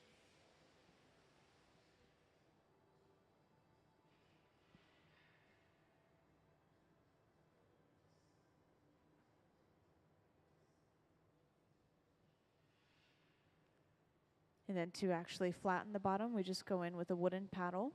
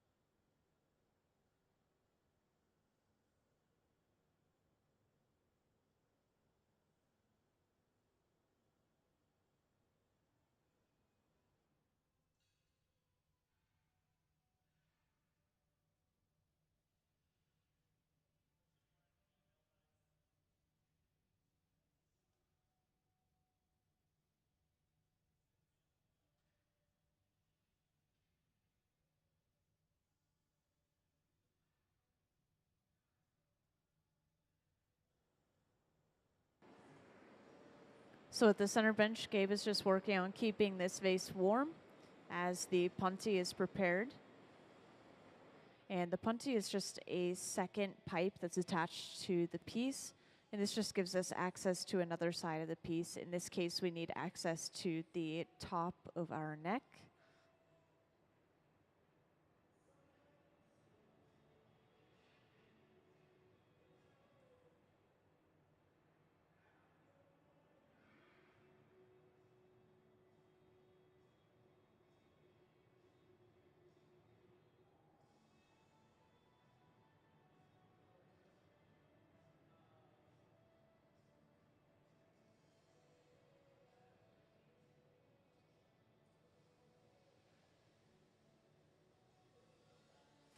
So now that we have the punty attached, all we need to do is break this piece off of its original pipe. They just do this using a little bit of water and then tapping the pipe itself. That creates a vibration that travels to those small cracks created by the water, breaking that piece cleanly off.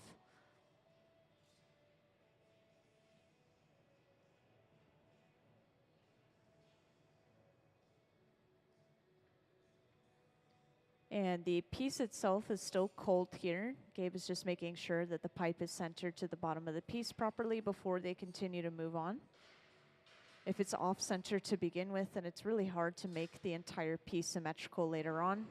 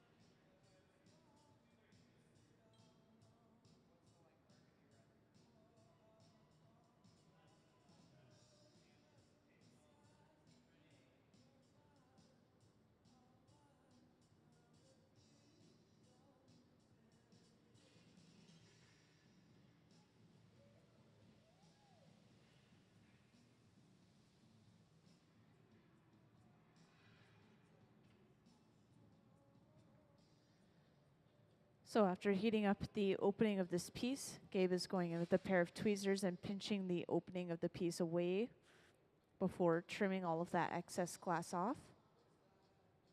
This will just get rid of any unevenness and get rid of that thick glass that remained after they broke it off from its original pipe. And now that they've trimmed that off, they just need to heat it up 1 or 2 more times and flare the opening out into a kind of a trumpet shape. So they are getting pretty close to the end of the piece here.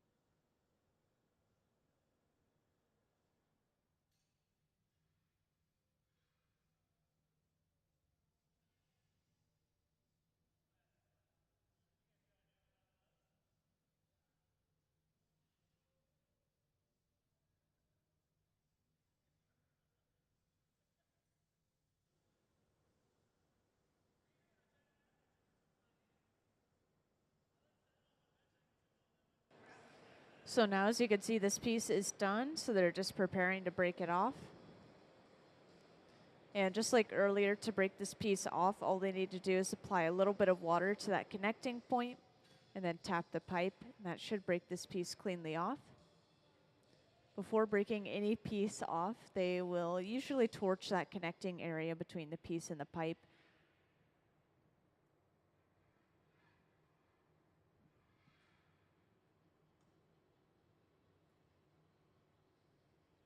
And when breaking this piece off, this is going to be held upside down in that pair of Kevlar gloves.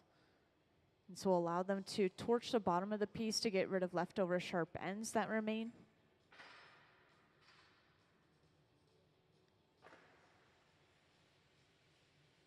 And then to put this piece away, this is put in the annealer, the large black box over on the far right wall.